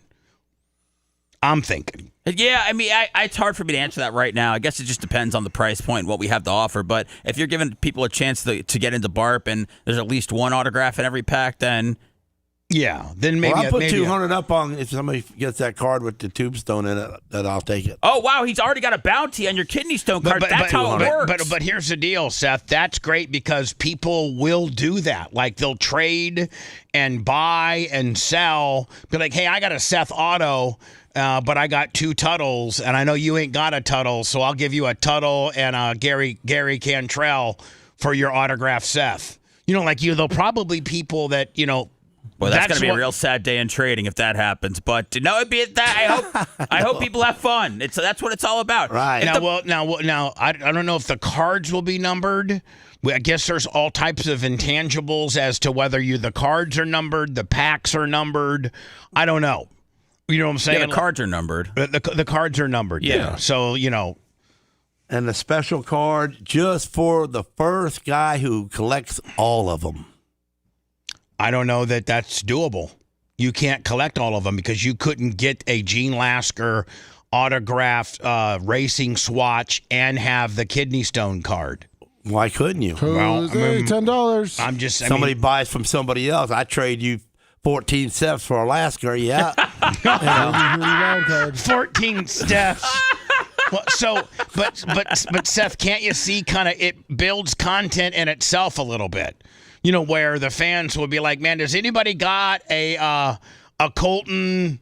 I'm looking for a Colton auto. I don't have a Colton auto, but I got 2 Steve Diacos and a J Diaco extra auto. I mean, Bubba, there's here's the thing, man. Honestly, like it's a good idea because there's endless amounts of possibilities. The only thing is you have to cap the endless at some point because you got to move forward with it. But there is a zillion different ideas. I mean, you could have Tuddle and Colton with a card together. Somebody said there should be a picture of Lasker strangling Tuddle. I mean, no. Who knows? There could be a picture of me and you on the back of the moped. That's a dual autograph. Like there could be so many different things in there. And there's only one of those. Right. But that's why a guy like Daniel Rose, who actually probably knows how to do this, put all this madness together, is probably the guy to talk to. We probably need to start looking for various pictures. Like I know there's a picture of me and Seth on the moped. And that could be a Bubba Seth moped double auto, and there's only 2 of them. No, I'm and somebody's like, man, I got the Seth Bubba double auto, 1 of 2. I mean, that'd be pretty cool, honestly. And then one guy's like, well, guess what I got? I got the Bubba auto kidney stone 1 of 1, bitch. I don't know if this is an off-color joke, but Ryan wants to know if you get a Blitz card, if you can redeem it for a $20 Amazon credit. Give that guy a free pack. Ryan gets a free pack. And then Seth, the ultimate, even more so than the Bubba Seth moped double auto is, guess what I got? I got a golden ticket. I'm going to BARP. They're asking me my ring size. Aha! I mean, that's a big deal. That in itself, Seth. I mean, just face value alone, that's worth $2,000. That's right. You can sell it for $2,000 anytime. No, but I'm just saying, like, that's worth $2,000. That's so much more palatable to me. It's not like, hey, buy little tiny cardboard pictures of us. It's like, hey, have a chance to get. Now, can the guy that wins that gets the golden ticket? Can he sell that? Yeah, I mean, that's all right with us. Yeah, I mean, it's $50. As long as he tells us. Thank you, Big E, Hall of Famer. Yes, I mean, if a guy, let's say this, let's say Creatine Travis got the golden ticket. Well, Creatine Travis already qualifies, so Creatine Travis could sell that the golden ticket for whatever he wanted. Hey, better, $2,100. Would you be able to use some of like your old pictures, Bubba? What's that, Lummy? Like, could we use some of your old pictures too? Yeah, I mean, this is you and Hootie. Yes. There you go. I got a Bubba. Hootie can't fight us for Hootie can't fight. Yeah. It's called suing, but Gene calls it fighting. The Hootie can't fight us in court. A Bubba, Hootie, auto, 5 of 1 of 5 or something like that. I mean, there's so many endless. This is going to get big. Honest to God, whose idea? It was yours. It was yours. It's the guy that's got a bad. It's the guy. It's the guy. It's the guy that's got a backward hat on that says, "I'm not a Jew, but I have a friend. But I have a friend that is one." Dude, he didn't get to be a millionaire by being stupid. He's got good ideas. People just don't tap into him enough. They just think he's a gearhead. But there's Seth, like you said, like you're not just getting it's endless the possibilities. You know what I'm saying? It's endless. Big E's even got a great idea where we can have a card with our picture on it, and then on the back it could be something awful somebody on Reddit's written about us. Yeah. We can tell secrets on the card. Well, I mean, I don't with that. I mean, not that big of a secret, but you know what I'm saying?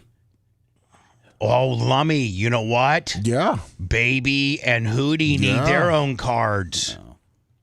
There you go. What about the GOAT cards? That's right. I mean, they're part of they are absolutely part of the show, and that puts us at 16. Now each pack has 8, right? Perfect. All right, why don't we make a picture of the Brian from Philly bust? Why don't we make a card of that too? The Hall of Fame set. But Seth, you do have to know that the goats are part of our. I mean, like they are. I understand. I'm just saying, and that just like puts animal. us at 16. They have a long running show. Does Jewish people like goats? No, we don't like goats. That's why it's not going to be on there. That's why I speak for all of them. I don't like them. Right, I can't have goats. The Jewish people, they were shepherds in the field. But the goats are part of the goats. But the goats are part of the show as the fact that Lummy does a goat I don't report. remember ever getting on the microphone. Lummy does a goat report.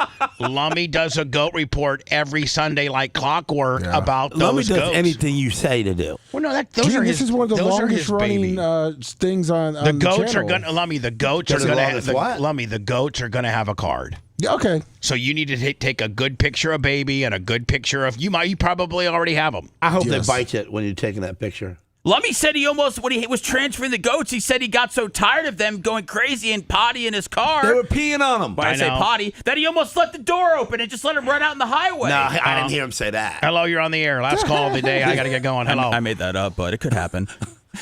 Hey, Bubba, it's Jeff over in Oviedo. Hey, what's up, Jeff? How you been? Very busy. Oh, my God. I wanted to touch base real quick and ask you about that. We dropped off a little gold box to you with one of your signed cards. Yes, I got it. I got it at the racetrack. Perfect. I just wanted to make sure you got it. Everything went well. I don't know where you find those flags at, but they're I don't know who's making them, but they're. I mean, where do you find those things at? Well, that lovely one of you on the toilet. Yeah, the big. We actually found over by the coast. Oh, the big fat greasy bitch one. Yeah, we were going to frame it and put it in the house. I know, but no, people are obviously taking like artwork from albums and making flags out of them. I don't know, like, are you finding these at card shops, or are you like finding these at, where are you finding these? Pawn shop. Well, like the one I told you about up in Reno is at that one little store that was down the block from where Gina Carano's father owned that casino, and I think I sent you the address so you can give it to your dad. But the one we found over just a junk shop over in on the coast near Orange Beach. Did they say when you ask them, when you purchase a piece of Bubba the Love Sponge memorabilia? Do they tell you that stuff sells well, or they can't give it away, or I mean, is there any conversation back and forth as to why are you buying how it does? No, it's they're happy to just get a sale. To be quite honest with you, they don't really make much of a comment, but. Yeah, it's fun to go out looking for that, because we look for antique glass all the time and antique junk shops and everything. And lo and behold, when we're not finding anything, we'll just look for your stuff. Lo and behold. Hey, man, I got to get going. I'm headed to the track, but I appreciate all you do for me, and I did get that stuff, and I'm so appreciative. Thank you. Well, thank you for everything you do. All right, buddy. See you later. Man, this card deal could turn into a big thing. Yeah. It really could. I love you, Sarah. I really do. I'm coming home early. Are you coming home early? Yeah, she's sick. Is your guy working today? Is what working? Oh, we didn't call the. Is your boy? I don't know yet. Can you give me his number? You want me to call him? No. Well, no. I want you to maybe text me the number. Okay. His number, so I can call to see if he's at work or not. Seth, I am so excited about the cards. I mean, let's make it happen. Let's not. Lummy said that to him. No, it's going to happen, Seth. It's just too good of an idea. Yeah, it's way big. Because I got a lot of collector stuff too, and so I'm going to be wanting to get as many cards as I can in my little collection. So I can leave it to somebody when I'm done. You need a 1 of 1, which is a pic of you and Howard from your wedding night. That would be kind of. What's this guy's name? JD. He's probably not going to be at work. There you go. Let me. I'm available, Gene. I got common sense, and I can bench press 115 pounds. We don't pick up many things that heavy, a little bit from time to time, but we got a forklift. I'm the man for the job. What's his name again? JD. Yeah. I can run a forklift with my toes. Your call has been forwarded to voicemail. The person you're trying to reach is not available. At the tone. Anybody else? Yeah, give me that phone. Yeah, we'll do it. Trade by to your left. Yeah, I'll give you another one. This is the sandblaster that's running the show right now. But what if a guy pulls up to the front and he's back in the sand? He's not in it. He's hanging parts today. Oh, so he won't be in the if JD's... Have you thought about cleaning house, Gene, and just hiring me and Coben to kind of take over? Not really. Okay, well, it's an idea. Here you go.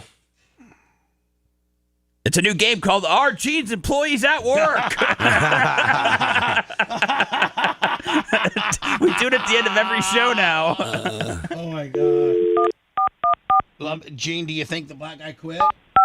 I mean, no, he's not quitting. He's just he's got problems. He's emotional problems with some women. JD? Yeah, JD. This ain't JD you're talking to. This is Sean? Thomas.